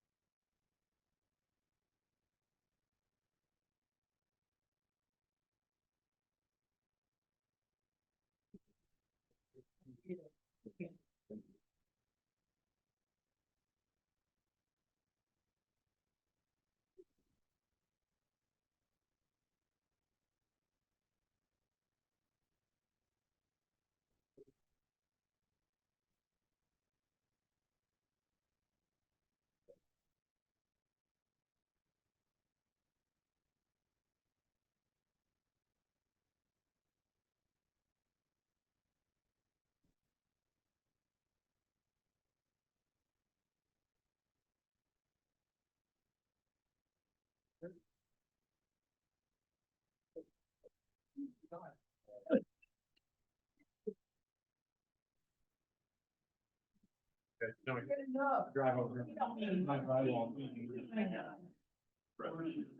Maybe you could talk to me and get this on. Do you have any unused dots? No, I don't mind if it only took me about that long. Okay. Tell the grandma. But she put them on one area.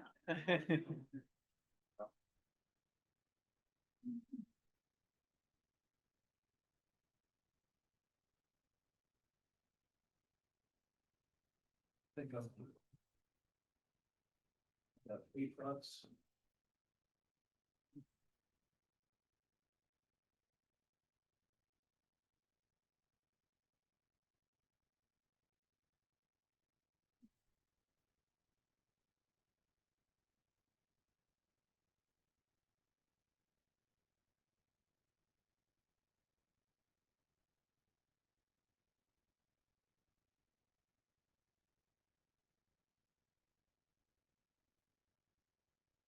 Okay, last few votes.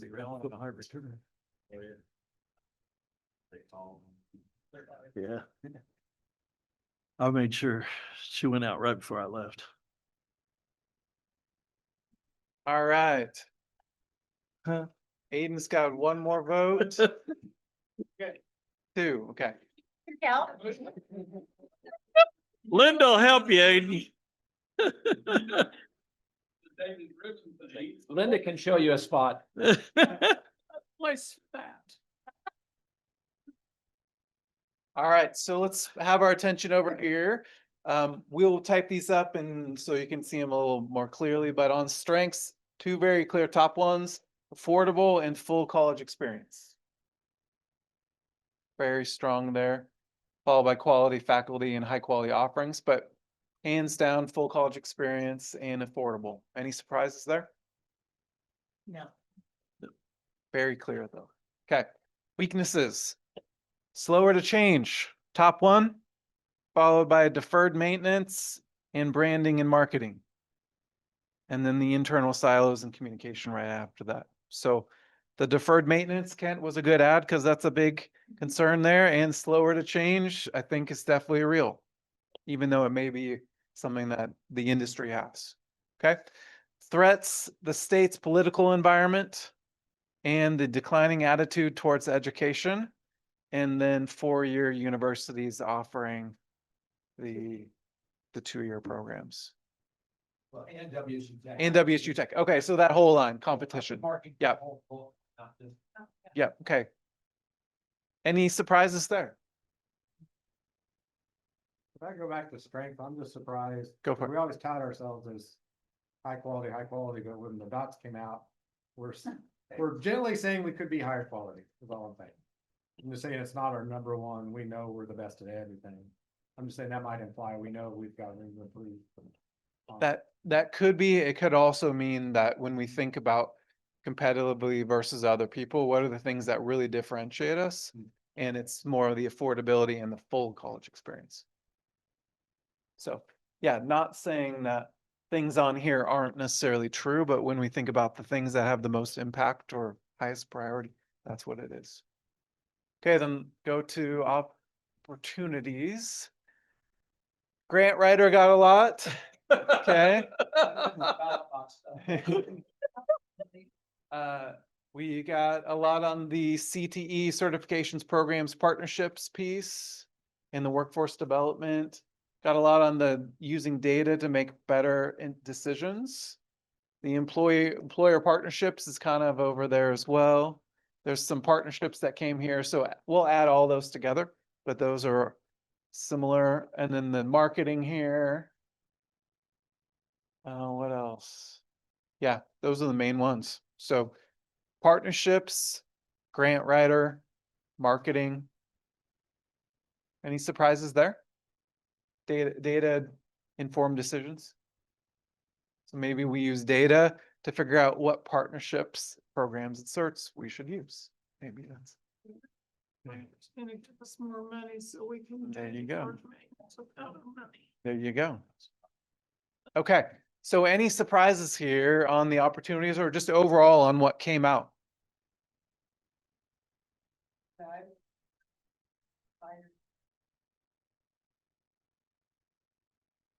Yeah. How we approach it might be, that might be, like now, I think, but I think it's gonna change things. I'm curious. I know that it's really feeding off what you're saying, but I am curious just to ask that we tout being a full college experience. I'm genuinely curious as to how many students partake in all of that. Like, I understand someone coming here on a football scholarship, of course, they're getting a full-blown college thing. But I lived at home with my parents and took some classes at Butler and didn't do anything else on campus when I was here. So I'm genuinely curious, is it 20% of our students that participate in all those things? Is it 80? Because I think that would really impact making data-driven decisions. Because as much as we think that's a strength of ours, it might be our biggest weakness, trying to do everything. So maybe that's a next step that we can get some information on that. Yeah, because you And- want to, if the students are partaking, but if it's not, and it's just something we've always done, that's gonna drive us to a grave, then.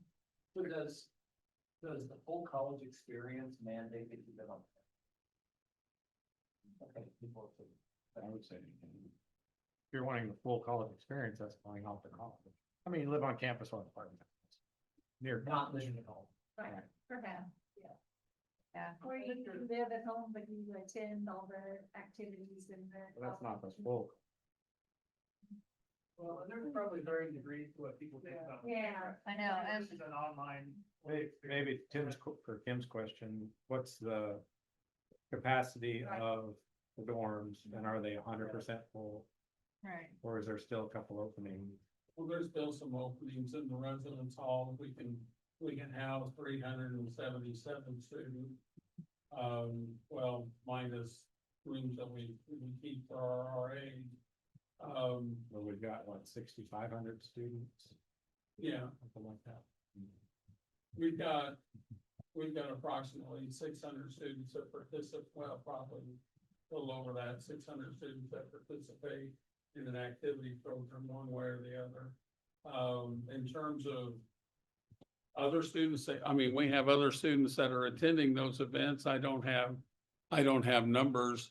I know their friends come, to the athletic events or come to the concerts and the plays and those kinds of things. Plus you've got the local community that comes to those activities and events as well. So, if you go into the theater on any night of the vocal music concert, they'll be full. and obviously not just of students.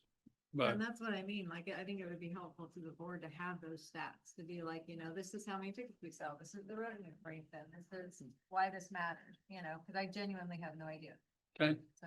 I think, and Go ahead. this spitball, I think it's 23, we had like total attendance of all sports, all turnstiles for all sports completely was 10 grand and change, might have been 24, might have been 22. Here, she's sorry. Right, I'm just saying total attendance of sports was approximately that. So, 10,000 people, so total attendance. but our students get in free, so they don't. Yeah, so that. So yeah, I think We don't sell them a ticket, so we don't, I mean, it doesn't count in that revenue stream, so. I mean, trying to find out exactly how many students go to those events would be a challenge, but that's something we could look at. yeah, so I think that's a great next step to get some more information.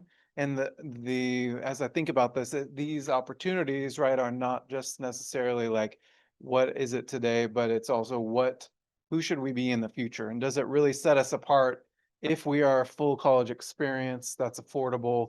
Is that something that is a winning proposition for new students, not just in the past historically? So what I heard here, if we combine all of this, just to wrap it up, is maybe we need to think about how do we brand and market ourselves? How do we really lean into us being affordable, the full college experience? And how do we do it in a more nimble, quick way? Right? And how do we find funds to address the maintenance? And what can we do in the state political environment and in the competitive environment that we're in now, right? Using data to drive those decisions and using a grant writer and other partnerships here to drive impact in the community and to find the right things. So that's kind of the summary here. What we'll do is we'll write these up and you'll get these back. What other next steps do we feel like we need to do here? Dr. Daniel and team are going to take this information and start to work on a updated strategic plan that will then come back to the board for review. Is that fair to say? Are there other things that the board would like to see as a result of this? Well, when we talk about data, I won't be here, but I think we should have more opportunities as a board to understand the return on investment when we're asked to spend money. We don't have a set criteria to evaluate that.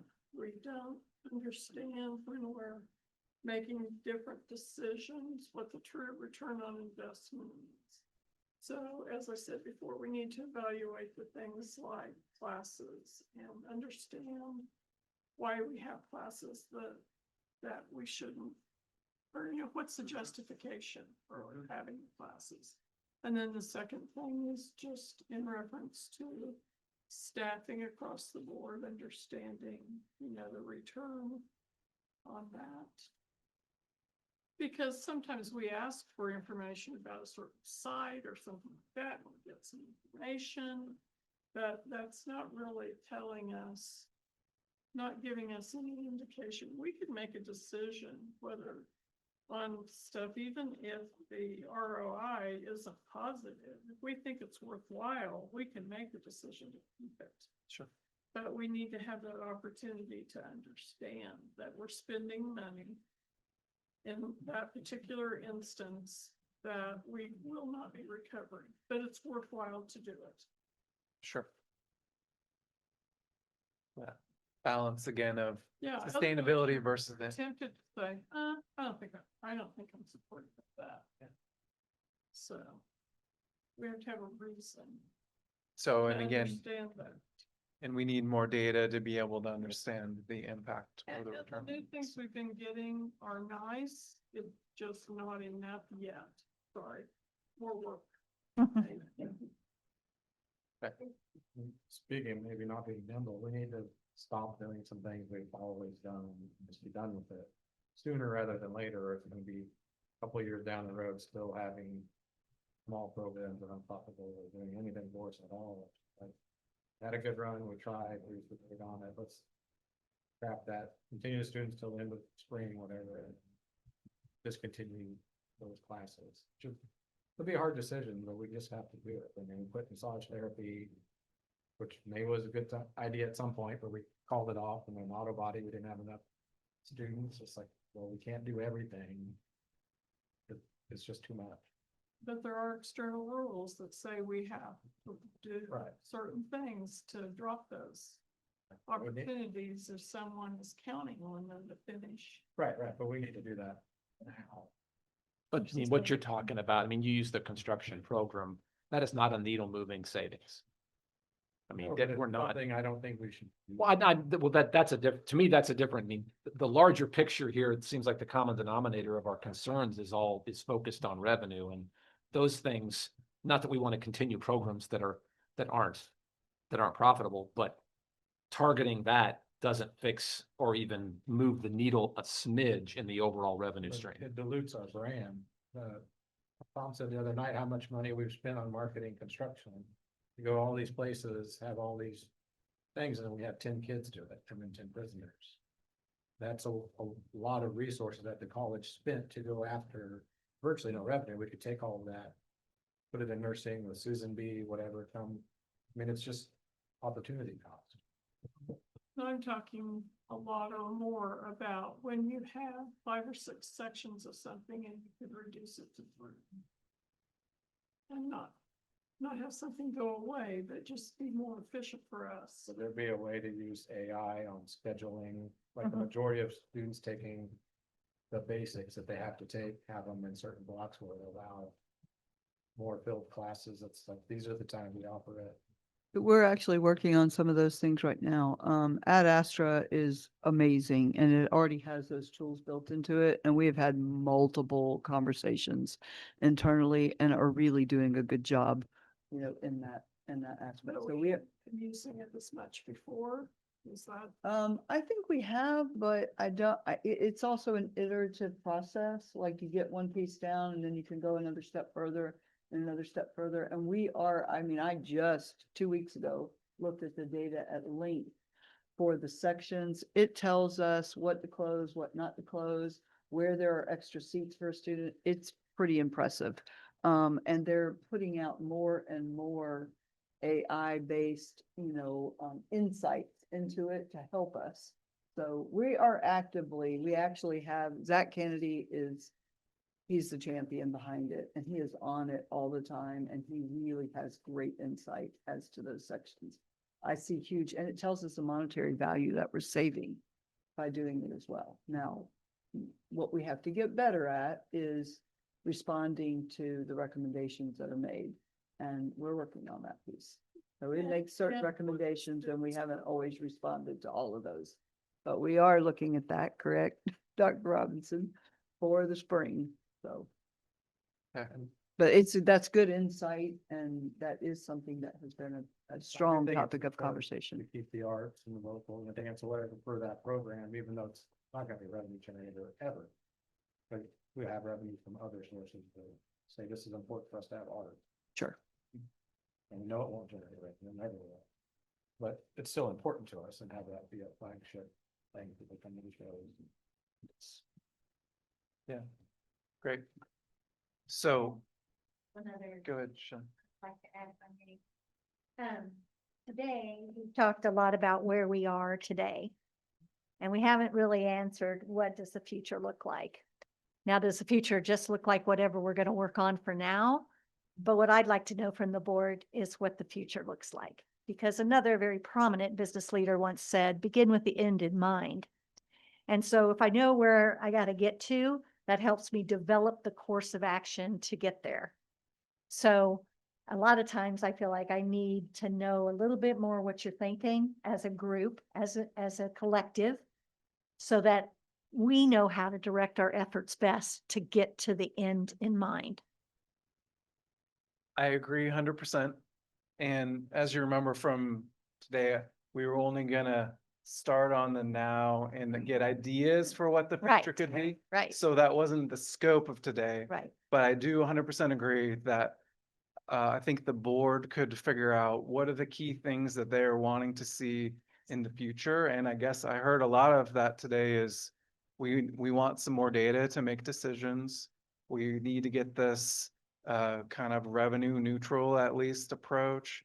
We need to make decisions quicker. We need, I mean, I think there was a lot from today that the board was able to say, these are some things that are important to us. And I would think that Dr. Daniel probably has some things that can come back to now the board and say, here's some suggestions based on what we heard from you on maybe what we need to change, what we need to cut, what we want to invest in. So I agree, there's still work to be done, future, what's really important to the board. But I think there's actually a good amount that I heard from people that provided some guidance, at least to me. You mentioned revenue neutral. Were you meaning to say zero? Zero budget? No, he was just talking about programs. I just meant programs, yeah, that were, Okay. sorry, I may have used the wrong Yeah.